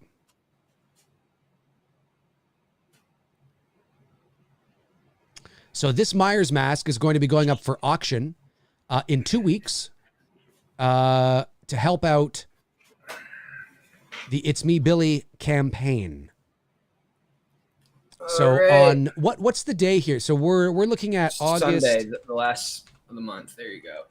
Okay, so the last Sunday in August is August 30th. So now Tony and I thing there from when he got stabbed with the sewing needle. Yes. Tony and I usually do our shows on Monday nights, but on this particular night, August 30th, Sunday, August 30th, Tony and I are doing a double feature of The Last House on the Left, the original, and the original Black Christmas. And all the super chats, all the money raised on that show will go towards the It's Me Billy Indiegogo campaign. And Tony is going to put that Myers mask up for auction that night as well. And it will go to the highest bidder. So pretty cool stuff. Very generous of Tony to do that. Again, I really appreciate you doing that, man. Awesome. Amazing. And it's going to be cool. It's going to be cool for sure. So really looking forward to seeing who comes to the table with that, or who walks away with that mask. I think will be amazing. So again, Tony, thank you. I really, really do appreciate that. For sure. That'll be a fun night. Listen, okay, that's going to do it for Tony and I here on episode 83 of Two Dudes and Some Bullshit. Tony and I will be back next Monday night. Amityville. That's right. Next Monday night, Tony and I are watching the original, the Amityville Horror. That's next Monday night at 7 o'clock p.m. Eastern Standard Time. Margot Kidder, baby. Margot Kidder and James Brolin. I will be back tomorrow morning at 11 o'clock a.m. for McRae Live. Make sure you guys tune in for that. Tony, any last things you want to say? No, good stream tonight, guys. A lot of fun. Good hanging out, watching some Sawyer family cut up some meat for their dinner. I could not agree. This was a great show.